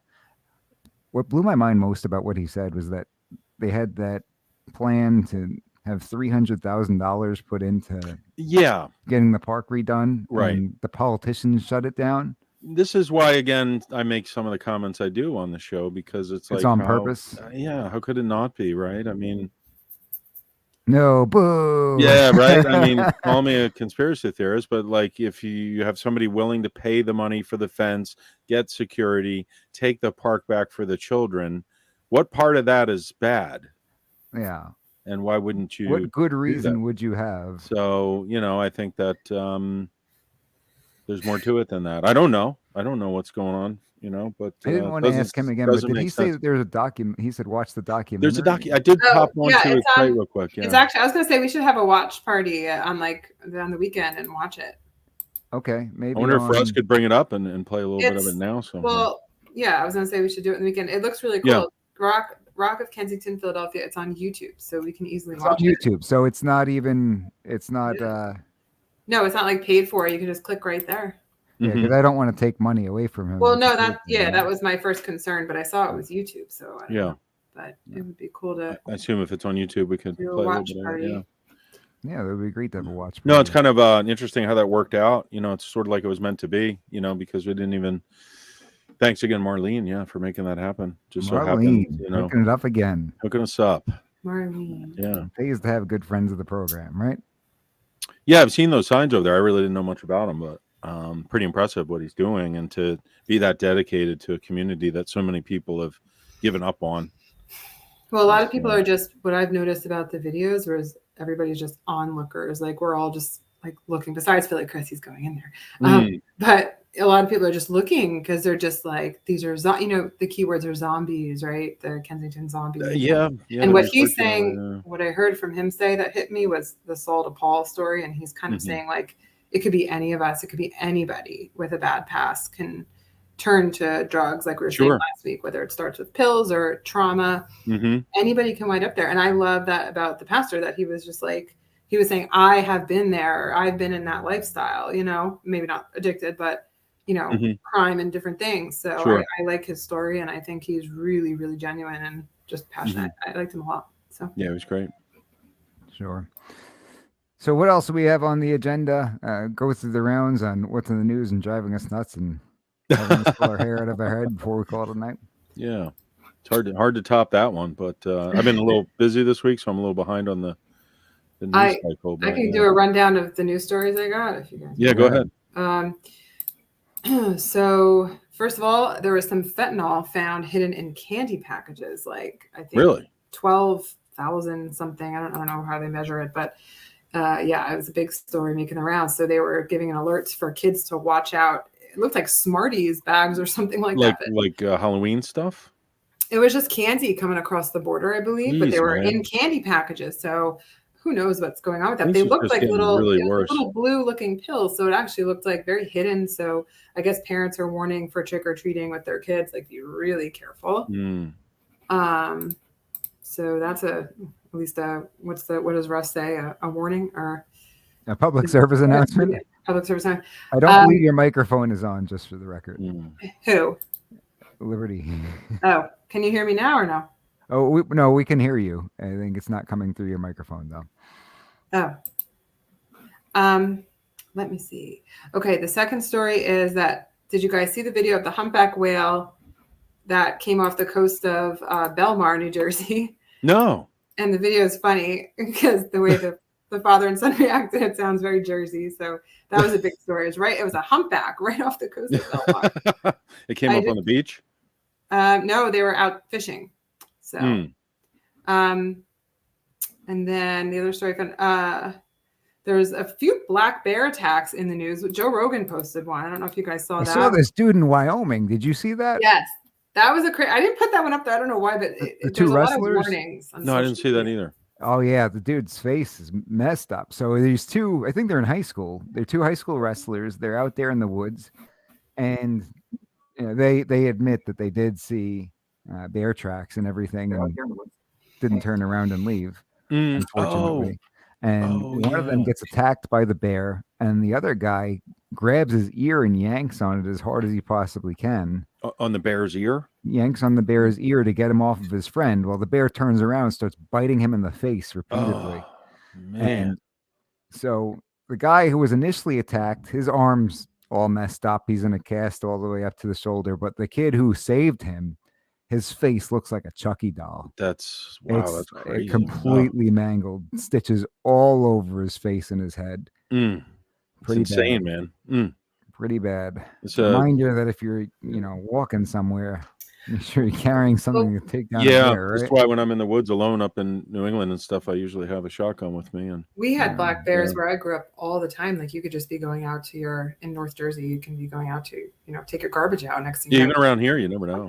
Yeah, I don't know if are they in Pennsylvania, but I don't know if this is going on because of like starvation, because again, this is what I always go back to hunting, that, you know, same with deer If there's population. too many out there, they Yeah, start to too many attack out there, human beings, and huh? then their deaths are horrible. They starve to death. So Yeah. anyway, There's too many of them, and they're hungry. Plus, we do keep building So- property in their, you know, where Yeah. they live. So, I mean, I don't know if it's a conspiracy, but there's 3 stories in the headlines. Like this week, it was one charged a guy while he was climbing. It was insane, the video. They put like warnings all over because it was that intense. That's Then crazy. I think a kid got mauled by one, and then the one Mike just said. So they were pretty dangerous. So be careful of those black I've bears. seen a few of those cat videos pop up on Instagram or Facebook too, where they've, you know, guys hiking and they're confronted by a wild cat. That's pretty crazy too. Yeah. And these aren't like the Somebody main. else said that we've had a bear in our neighborhood in Hampton Township, PA. Yeah, are they a big thing in PA? I know they were in That's, Jersey. It's Mechanicsburg. I have area? friends up in New England who see them regularly in their backyards because Yeah. they have to take their bird feeders in at night, because if Oh, you yeah. don't, the bears will show up and, you know, Yeah, we have the just same. destroy the feeder. So thank you, Scott and Denise, by the way, for your kind words. I really appreciate that. Scott said, "God, admit watching Chris's video. My first thought was for safety. Chris and Buddy looked past that to see the people and their hearts there. Good lesson for me. Mm-hmm. Thanks, Be guys. careful. Yep. Yeah. Most people seem to PG leave me says alone, Chris but God sees your kind heart, and that is priceless. Mm-hmm. Yeah, he's getting people to tell their stories. Yeah. Thanks. Peace and love. He really cares. And Philly Chris's video led us to talk to Pastor Buddy, so it's just That's how true. things work, Had right? you never do that, had you never done that video, Right. who knows that we're even talking to Marlene about this particular topic, and she's suggesting Pastor Right. Yeah. Buddy. Yeah, it's Right. interesting how it worked out. It was meant to be, I suppose. Kind of like he said, with the bone cancer led to him becoming a fighter, and that Right. would have never happened, right? Right.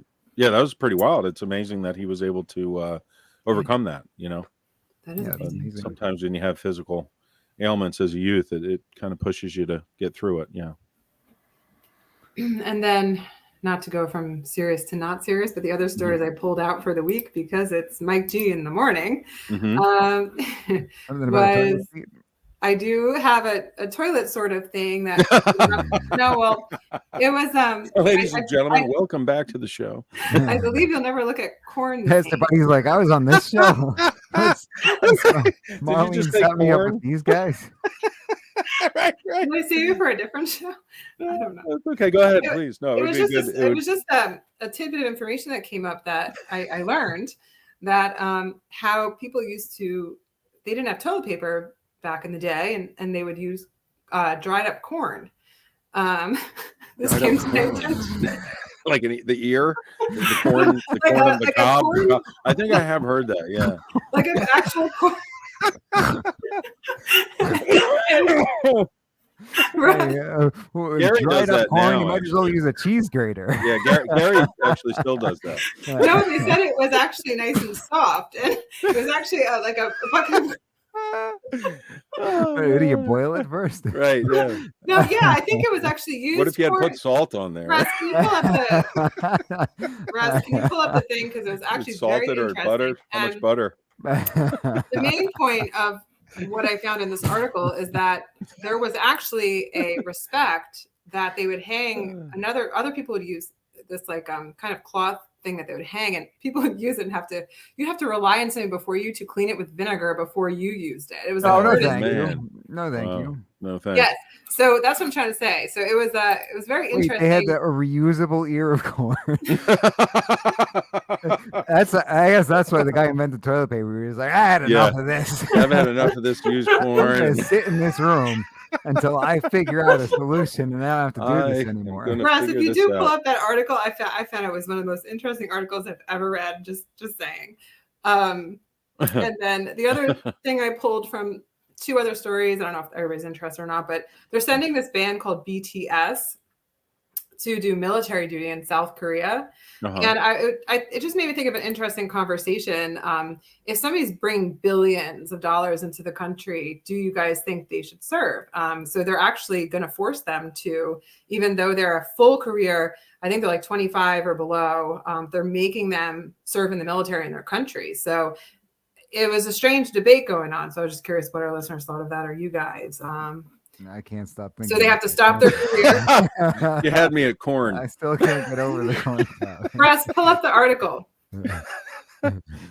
Is I have Russ no even idea there? what Liberty just said for the past 2 minutes. Yeah, no, I'm still stuck on Russ, that. are you there? What Whenever we article? get a historian to It's come on, and I do a numbered it for you. demonstration. It's number 2. Number two. Russ is laughing. Is that the corn one? Of course, it's the corn one. What else? The corn. Oh my gosh. So anyway, those are my other serious stories. And the other thing was there's a Sheen. I should just stop. You guys are just gonna read this. No, you can't send me notifications. I'm blocking. Okay. Look, there's toilet paper. I wasn't lying, but What is the this? corn one is down a ways. There's multiple ways people used to before toilet paper. People Dude, do whole before. they discovery. want me to whitelist this for my ad blocker. I'm pretty sure the Indians used I forget the name of the plant, but it had those like big soft leaves or whatever. You'll see. It should be in here if Russ ever gets to it. I learned about it in Boy Scouts Yeah, or something. So they start forcing me to turn off my ad blocker. The answer. It is, but think about it though. That's The why old corn They cob and broke Boy the Scouts. the early days of toilet paper. Ooh, medicated paper. Oh, Seems like we went backwards in technology. help you apply some ointment. All right, there we go. Sponge on a Sponge stick. on a stick. That's the one where I think you have to put vinegar on. You have to Wow. read it. It's like a Sponge curd. on a Got the stick. idea for corn dogs. Oh, come on. Sponge on a stick. Yeah, I don't know how I feel about that one. They explain That's how in they Rome. They got very creative with the name of that invention. Too. Yeah, right. Sponge What should on we a call it? Call Oh, this sponge on a stick. Sponge on a Yeah. stick. Yeah, see? Sponge on a stick, see?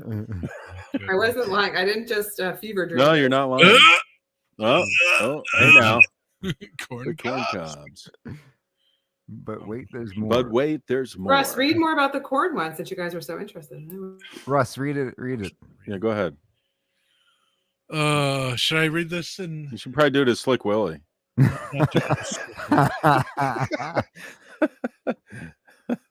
it go? Please do. Here we go. In rural community, in rural agrarian communities, handfuls of straw were frequently used. But one of the most popular items to use for cleanup was dried corn cobs. Ow. They were plentiful and quite efficient and clean. They could be drawn in one direction or turned on its axis. No, so somebody is making this up to mess This with has us. to They're saying you can rotate it no- around. Yeah, what is that all about, man? Oh my goodness. They're also softer on tender areas than you might think. Oh goody. Some So- people stuck to the corn cob. Somebody even after- stuck- even after, hey, we've got toilet. No, Oh, no, no. I'm cool. But, I've got all the grandpa, corn. grandpa I is stuck on the got corn corn cob. He's like, Yeah. I don't get you kids these days. I ain't using that. This corn cob works just What are fine. you doing with that Yes, clean paper? If it ain't broke, don't fix it. Right, right. You and your fancy paper over there. Thanks, Edward Higgins. Thanks to Edward Higgins. Yeah. We got to get him on the show. Article? So, Edward, what made you come up with the article? Yeah. Edward Higgins, the freelance writer, artist, home chef, and avid fly fisherman who lives outside of Portland, What is Maine. it, Skidmore? More. In Harvard. He studied at Skidmore He's- College. Wow. You say Skidmore or Yeah. Skidmark? Skidmore College. Skidmark College. Skidmore And College. Brown Harvard. University. It's amazing the knowledge that these Harvard graduates bestow upon the rest of humanity. Here's one alum we're particularly proud of. Yeah. He recently wrote this article about how you used to be able to wipe your butt with a corn cob. Right. Maybe he's still I'm so paying glad his I student loans studied. back and he needs to save money. Dag Nabbit says, "How did we get from talking about drug problems to wiping with corn?" You know, right? You know Dag what? They're Nabbit, you've not, been listening to they're this not program for a mutually long time. exclusive. Yeah, you've been listening to this program for quite a long time. Yeah. I don't think you should be surprised by this by any stretch. If you're of the just tuning in, Wait, there's comments. There's comments. Oh, Oh, great. Keith Anderson says, yeah, there we go. conversation topic at our next dining Work is done. gathering. That's dinner, Russ. Dinner. No. Our work is done. Old telephone books. That might be Old better than telephone Corner of the Cloud. books. Really? Interesting. You never see those anymore. Wonder where they all went to. Down the toilet, I'm sure. It was a very thin paper, though. That sort of makes Russ, sense. you have to get to the part where it talks about there's like a courtesy thing, and I was thinking about the toilet seat. Like, if we expect people to just put the toilet seat down or up, imagine expecting somebody to vinegarize something before you use it. Yeah, well, I think you Yeah, have no to do it. thanks. Yeah. Didn't no that thanks. burn? Russ, it was down further. I Listen, think I'd rather be constipated. I'd rather use poison ivy. I'd rather use fresh poison ivy. I'd that nobody rather else wait is- in line Right. at the DMV. Yeah, that's heinous. But it seems like back then they didn't like throw away things. Like one of them that sounded like they hung it in the water. I learned it off in this article for us at school. They hung it in the water to clean it. Yeah, you're gonna need to tell me when to stop. Cursory rinse. Just It's always roll. polite to give it a cursory How did rinse. you come across this article? What the heck Yeah. were you What looking were you for? Yeah, what's going searching? on over there, Liberty? What are you doing during the day? It's like Dare I the guy say who it? discovered how to extract milk from a cow. What was he originally trying to do? Mhm. Russ, keep scrolling. What were you searching? Yeah, that's a buddy of mine, one of my catchers from college. He's a veteran himself now. Okay, He went now to that the I see service after we were done. Mm. He said that we were sitting at a buffet one What time, is it? and he said, "I wonder what it was like the first time people ate a pig. Like they had a dead pig, and they said, they say we eat its ribs and its butt and Right. nothing else." But then they had bacon, and that was the end of the pigs. Russ, Decide go what do you scroll a try little to bit eat, more. right? Vinegar. There, I used a smart tool. In Rome, people clean themselves after using public The latrine sponge on a stick. with a sea sponge. I'm giving these out for keep- Christmas. No, I no, think. no. Keep reading. I'm gonna Stored make in these a bucket of salt water or vinegar. Huh. Oh, those are two different kinds of burn. Keep going. Why do I keep going? Russ, keep reading. Native Americans. We Russ. read Small this already. stones. What do you tell me to keep going? No, go back. You missed the second part. The second What? little paragraph. It was considered. Oh my God. there. Russ, you're so annoying. Yeah, tell me about it. Russ You and didn't know how to Liberty. properly display the butt. Russ, plugging logo. back to the paragraph His mouse is all over the The place. paragraph. with vinegar. Corn is a biomarker. Yeah. Lots of bear and Vinegar. Read the next line. It was considered polite to give the sponge a cursory rinse and a squeeze before putting it back in Oh, come on. to get it ready for the next person. Now we've Oh, officially come gone too on. far. We've gone from leaving the seat up or down to courtesy squeezing a poop I sponge. think we just hit the end of the end of the internet. I think Yeah, I right. think we've gone beyond touching the third rail. The third rail is now Right. slathered in Rinse and saltwater squeeze. vinegar. It proves you can sponge. find anything out there, though. Uh,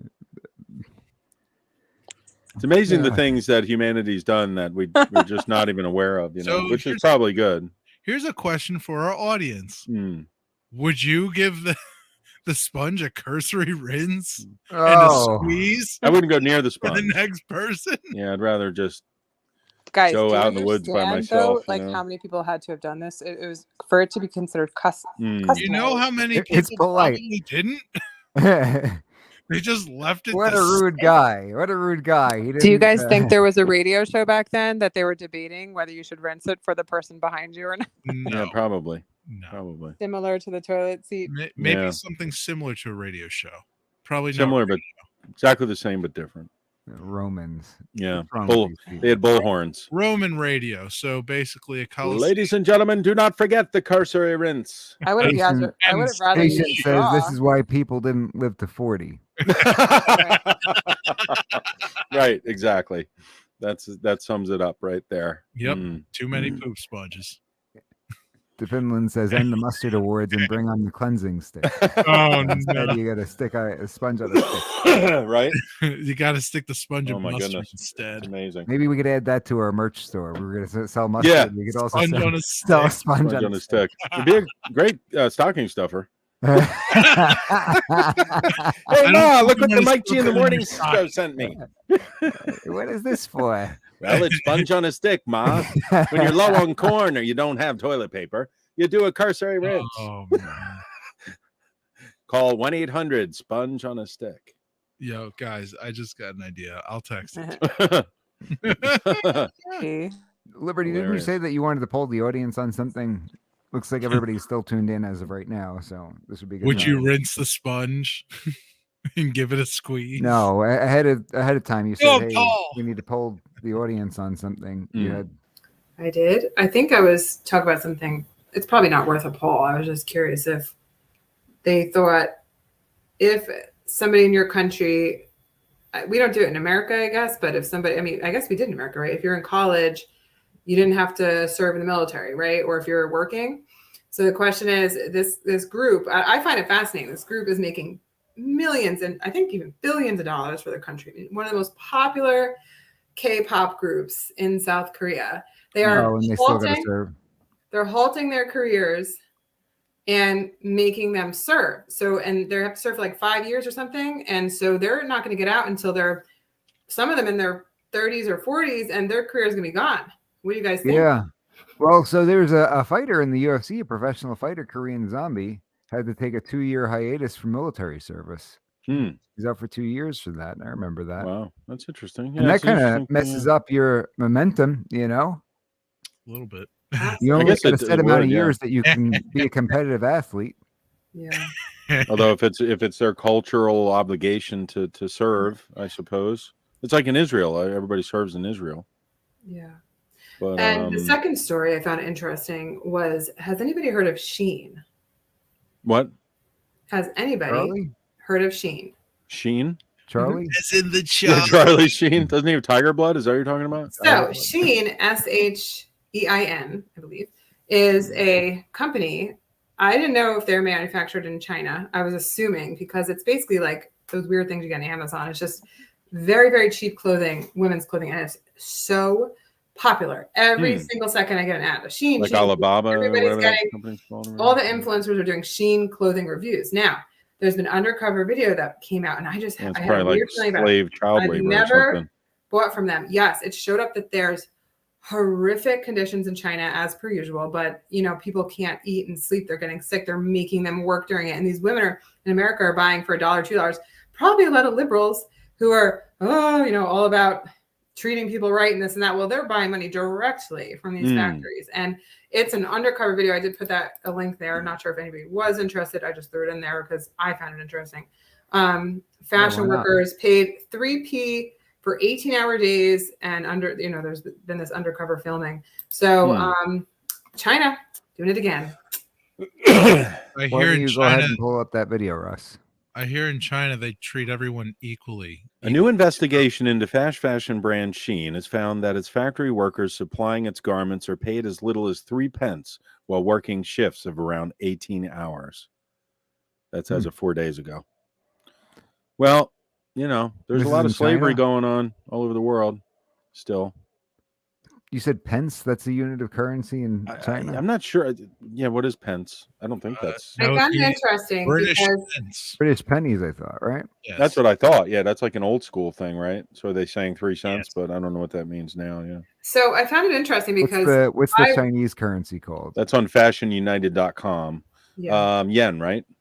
Or no, is that Yen's Japanese? Japanese. Yen is Japanese. Yuan, maybe? Maybe the yuan. That's right. Yeah. Well, I one time, I don't know if I told the story on air, but I was on the phone with QuickBooks. Go Ava. And I don't know if it was in China or where they were located, but it was during COVID, and they said they were not allowed to leave. They had to sleep, eat. She was away from her kid who was staying at her house. She had to literally sleep and eat at work. They would not let them leave the facility. And her shifts were insane. I said, wow, people in America complain, this is crazy. And I was on the phone with her, and I felt like Is there something I could do to help? And there's literally nothing. Yeah, there's I a mean, lot of these crazy countries- stuff going on. Yeah. These countries are locked down. I was live on the phone with a woman who said, I have not left. I have not seen my kid. I ask people questions. I'm a weirdo on the phone, and I ask questions to the workers because I don't know. I just want to see what their story is. And she said she was there. She couldn't leave. She was sleeping, eating at work, away from her family for weeks and weeks, and they didn't know when they were going to leave.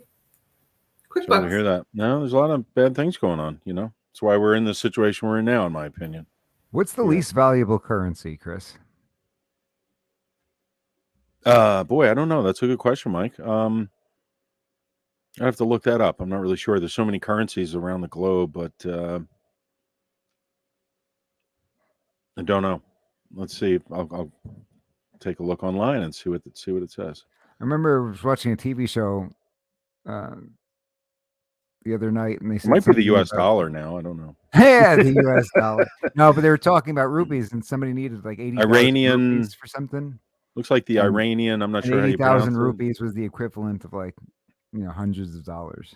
The Iranian rial looks like is the least valued currency in the world. They said it at the time in the show. but Okay. I don't know.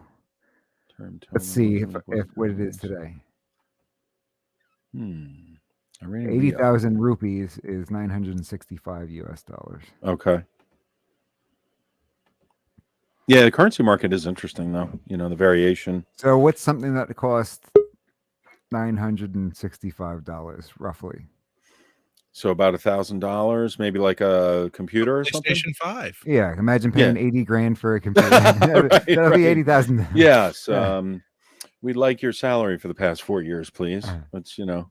You go to the grocery store and it's like, that'll be 20,000, please. Yes. But I got a gallon of milk. It'll be 20 grand for the groceries. Nothing to see here, my friend. That'll be a wheelbarrow of dollars, please. How much is the Iranian money worth? It says it's the lowest. The Iranian rial is the least valued currency in the world. It is the lowest currency to US dollars.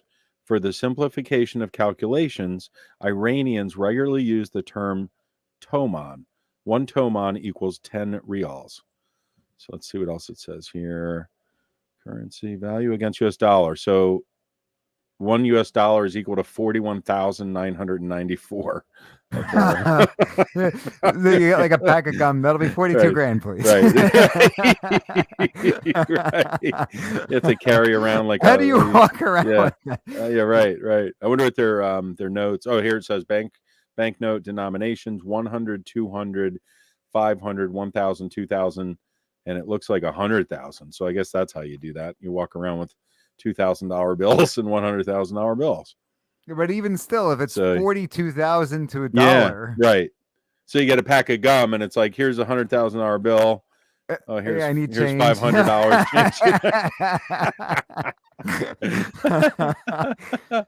It is crazy But how let's you say if see. it's $1, if it's $3, then you need more than that. Right, $100,000 that's right. Yeah, yeah. That's insane. Yeah, well, fiat currencies will do that. Wasn't there something like people had like a wheelbarrow full of money in Zimbabwe or something like that? What currency do they use in Zimbabwe? Zimbabwe. I don't know. What currency? Let's Google it or DuckDuckGo it. Is used in. You get 100 trillion banknotes in Zimbabwe. See, that's what it says. It's the first thing that pops up. You get 100 trillion. This currency. Facts. I don't know. Not getting an answer here. Zimbabwe. Currencies in Zimbabwe today. The Zimbabwe dollar. So Well, that makes sense. We should have known that. Creative Zimbabwe. Yeah, the Zimbabwe dollar. Well, it's the primary legal tender in Zimbabwe is the Zimbabwe dollar, the ZWL. It is currently possible for tourists to transact using the U.S. dollar at the official exchange rate. So, And what is the official exchange rate? how much is the? Oh, it's 322. So $1 US gives you 322 Zimbabwe dollars. It is wild because you go to some places. That's I've not been 42 grand. Right, that's true. That's true. Yeah, it's definitely thousands of times less. Not too bad. Hey, Marlene. Marlene's joined us. Marlene, hey Yeah. now. It is the woman of the hour, Marlene Yes, Downing. it is. We owe the entire program today to her. Yes, She tunes in. She's expecting Pastor Buddy Osborn. She hears us talking about various currencies across the world. She's like, what good thing that? she didn't tune in a few minutes ago. Marlene's like, I didn't tune in for this. Hey now, Marlene. Yeah, great. Where's Pastor Buddy? You're gonna have to watch it back. Excellent, excellent guest. We're very thankful, Marlene for helping us set that up. I got to get Marlene back on the program sometime soon. Get a little bit of an update. Doing good work. You know, it's hysterical. I'm on this website. It's a Forbes thing about the conversion of Zimbabwe dollars to U.S. dollars. Yeah. And there's an ad for USCCA. Really? How do they target that one? Are you thinking of traveling to Zimbabwe? Have you thought about your self-defense in the United States? We've got you covered. And this is why I have a pile. Yes. No. But of course, we would suggest U.S. Law Shield. That's right. Yeah. Yes, if you want to keep as many Zimbabwe dollars in your pocket as possible. Right. Exactly. You'll use U.S. Law Shield. Yeah. How many Zimbabwe dollars is U.S. Law Shield? Let's see. 322 times. The number will make you fall over. It's only about 4,000. I think it's only about $4,000. $4,000 in Yeah. Zimbabwe currency. Yeah. So go to Zimbabwe, ignore CC, the other company, come back and go see Mike at gunlawseminar.com. Gunlawseminar.com. All right. So we should definitely work on getting down there and doing some more interviews. Liberty, my brain is going to bother me for the rest of the week because I could have sworn that you told me before the show, hey, let's poll the audience on, and now I can't remember. There's something specific that you said you wanted to ask everybody about. And can you hear me? I can. Yes. Oh. I can't though. Just kidding. He's messing around. I will think about what it was. Okay. Join us next week for Liberty's poll. Russ says, see if Marlene will join us tonight before we pop off. Oh, I don't want to put Marlene on the spot like that. So you Mhm. can let us know in the comments. We'll stay on for another couple of minutes. If she does want to come on, we'll pop over the link. But if not, we'll devote another program directly to for the purposes of catching up with Marlene. It's been far too long. And I'll tell you what, when she came on last time and the doctor joined as well, that was incredible. Unfortunately, I've heard so many since that took place. I've heard so many of these people who were pro-abortion say these things that, I think back to what the doctor was saying and say that doesn't quite line up. They sort of just throw these things out there on the pro-abortion side, willy-nilly. Was that the video? I sent you a video, Mike, last week about that. And were these physicians saying that? I don't know if it was a physician. Oh, it was a nurse. And she was claiming, and I kept thinking of that interview with Marlene and the doctor. Something about Are you at Yankee Stadium right now? Ectopic pregnancies. Yeah. And they were saying that it was like, I don't know if it's misinformation, but they were saying that it would prevent that from being taken care of. And I didn't think that was the truth. No, the doctor said that's not true at all. That's what I thought. But this woman was saying, I've been a nurse in the field and so many women needed life-saving, as they say. And I was like, oh, here we go again. But I would love to hear the doctor debate some people like that. Yeah, well, debate, or even just we gather up some of those videos and play them for the doctor and have her say, no, that's wrong because of X, Y, and Z. Marlene says, send me a link, let me address it. I sent Marlene a link earlier. I don't know if you guys saw this. It just so happened, it's funny that you guys had asked me to reach out to her because I had sent her a link about that Stacey Abrams thing. Did you guys see that? Oh, Jeremy says, have you heard Stacey Abrams' latest comments on abortion? Yeah. That's what Jeremy says right in the comments just now. Do we have it? I have the article in front of me here. Is there a video or something? There might be. I'm not sure. I just happened to see an article. Again, my week has been a little crazy, but I came across it just earlier today, and I just happened to fire it off to Marlene. I think she had already seen it. Chris, but send Marlene the link. I sent it to her earlier today. Oh, the StreamYard, I think, right? She wants to. Oh, I think she was going to say wait till Oh next no, time. Or she no? said she'll Yeah, come yep, on yep. another time, but send her Yeah. a link to address the videos that you're talking about, Oh, and then when she comes on. Yeah, it'd be better to probably have her on for a dedicated appearance anyway.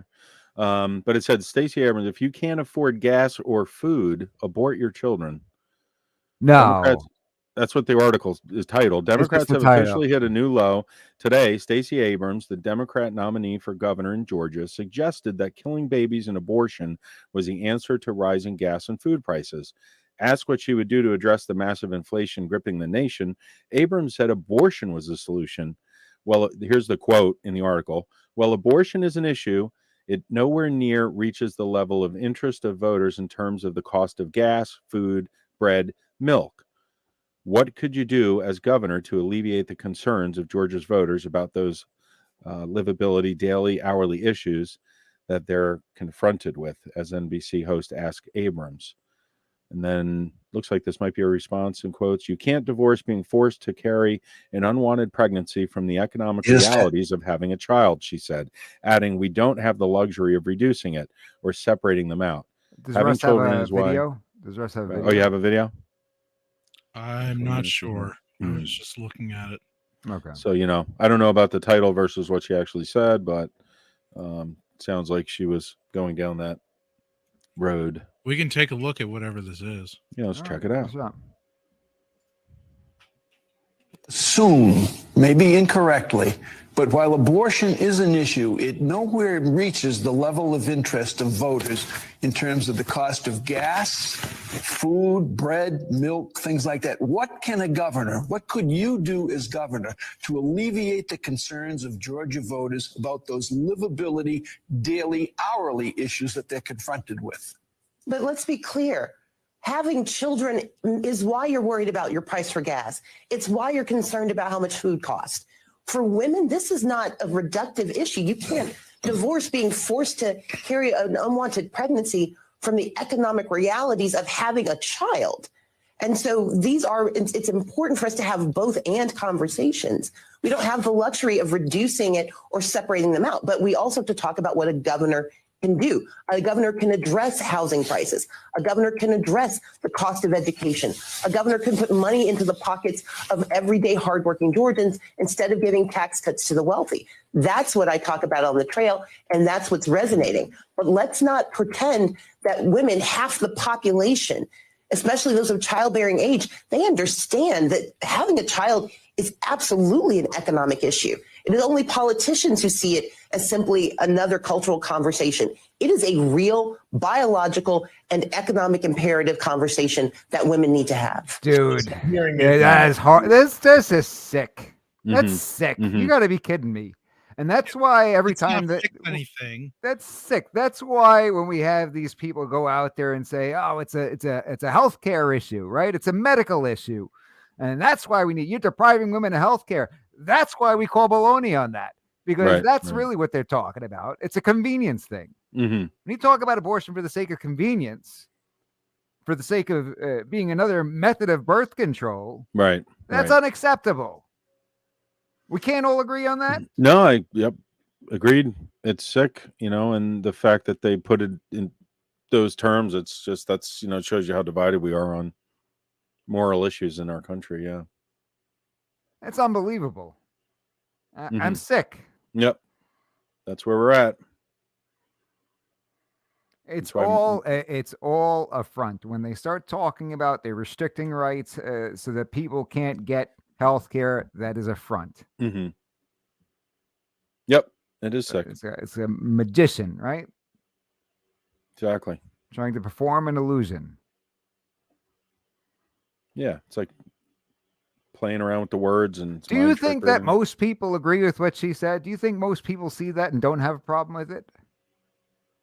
No, I think most people. Because I understand that I take a lot of positions that are not the most popular positions. I get that. I recognize that I have the self-awareness to do so. But do you think most people take that position that if you don't have the money, you should be able to abort a child? I think most people don't. But then again, when I talk to people out and about, and talk to them about controversial stuff like this, I'm surprised, how many people do go along with it. But it can't be. It's not the majority. There's no way.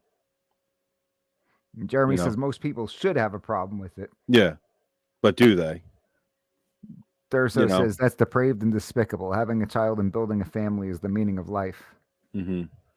Marlene says there are many people that agree with her.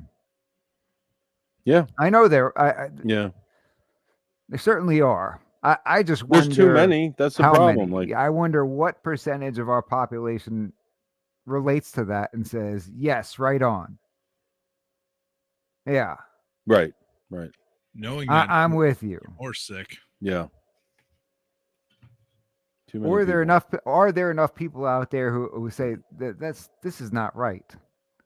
Well, it's a huge right. issue, in Philly. Like I was saying, there's signs up everywhere. Anybody who's been in Philly recently, that's one of the big things they're pushing: defend choice, defend freedom. Like it's insane because they are to making me, the bet that this is a very big issue for voters. huge issue. Yeah, they are definitely making that bet. yeah. You'd think that if you were a Democrat in certain areas, and it's a shame that I'm just talking strictly in terms of political strategy. Yeah. I'm not talking about what's right versus wrong. Sure. But you would think that if you're a Democrat in certain areas, you'd kind of like be, you know what? I'm just not going to touch this one at all. But they're really, really hedging their bets, placing their bets on that being. Yeah, I mean, there's signs the issue. everywhere. There's thousands of them all over the city. Like, They I'm surprised do. I didn't see somebody putting them up. They must have come out in droves and put them up like one night or something. Oh, have you seen the anti-Mastriano ads that are all over the place? Yeah, those are pretty on intense social too. media and everything, Sure. nonstop. I mean, you can't Yeah. watch a video without getting an anti-Mastriano ad, Mhm. and what they all are him Yeah, that's talking and coming exactly it. out Yeah, against abortion. So they're betting that, hey, if we show people this guy is against abortion, then they'll vote against him. right. That'll be something that makes them vote against them. I can tell Yeah. you, as somebody who, for some reason, I guess it's family members, a lot of family members who are liberal that show up on my news feed, a lot of the justification for this, they're on a moral high horse saying, well, you guys don't give maternity leave and you don't take care of the kids when they're born and you don't do this, you don't do that. And that's kind of their justification and why they go on the economy end of it, which is very sad because these are lies. And also then if they feel guilty, they go back to, oh, it's not a fetus. It's a, whatever they call it. They just have these things that they go to. So they decide I'm going to create a life. Yeah. And, if I should either be able to kill it or somebody else should have to pay for it. Mm-hmm. Yeah. They say America, they blame America, makes it very hard to have a kid. And all the kids who wind up in the foster system and this and that. And they always have some kind of reason. I always see that posted. Yeah, it's crazy. But like I said, if you're going to make them feel bad about it, they'll go back to, it's not, it's not, what do you call it?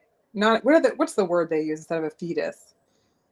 They call cells, like a bunch of cell, cells. yeah, Or something. Yeah. exactly. And that's A mass of cells. Yeah. Exactly. Of course, if we found a mass of cells on another planet, they'd be like, "We found life!" Holy mackerel! It's beating. It's got a beating heart. Oh my god! We found a cell on Mars. A single cell. Exactly. That was good, Russ. That was good. We found a single cell on Mars. Oh, look, we found life. We found an amoeba. Chris, you're the science guy, Chris. Are we not a mass of cells technically? That's pretty much what we are. Yeah. Just a whole bunch of cells, atoms. All of it. Yeah. That's not a clump of cells. That's a clump of atoms. And if any of those people were aborted, they wouldn't be here to argue against them. Exactly. Yeah, the people who love abortion are conveniently already born. Yeah. Well, some of them will even say, "Oh yeah, I wish I was aborted. This is a horrible life." Oh, okay. I hear That's how Canada extreme they are. offers that service now. I wish Marlene was here for a pink the shirt. statistic is 95% of all abortions are elective. Wow, that's That crazy, is yeah. heartbreaking. That is heartbreaking. Mm-hmm. Guys, I wish Marlene was here for pink shirt lady video. Yeah, we'll have to have her schedule her on. Soon. Oh, you want to show that one again? Which one was it? We'd have to find it. Maybe next time we'll put it. Oh yeah. A reaction video. Right. Yeah. I had somebody write to me after that one. It was so horrendous what the person said that I don't even want to repeat it on. Oh, really? Yeah. Yeah. It's so horrendous. I don't even want to repeat it. now you have to repeat it, man. It's Wait, do you need a bleep button for it? Or is it no, not like you got to that. call me off the air. I want to hear it. Oh, it's just grotesque. Yeah. It's sad. It's sad. It is sad. It's sad where we are. I mean, we're just so divided. It's crazy how divided we are, and the stuff that's going on, and it's going to get a lot worse too. We're facing a giant economic collapse here coming. I predict in the next 5-6 months. Well, I did a The diagram. signs say defend choice, vote Democrat. They're all over Philadelphia. Yeah, everywhere. Yeah. Yeah, Marlene's seen them. Here's a thought: don't get pregnant. Yeah. No, that's where the personal responsibility aspect comes into play. Right? Responsibility. No, you don't need to have that anymore. That's optional too, Mike. There are people looking to adopt kids. No, a lot of people. There's a waiting list. I hate to say it this way, but I was thinking about it. Any woman who's ever lost a child or had, miscarriage and things like that, people who are saying these aren't lives. So was every grieving mother grieving for no reason? That's what I'd like to ask them. Yeah, sure. Yeah. I think about that and say that this is a person who's not, been close to that sort of a situation. Right. Obviously.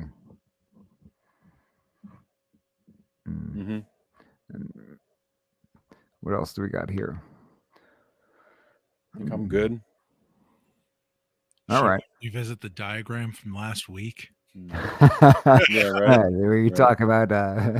I'm talking about your Venn diagram. All the people that divide us look like this in the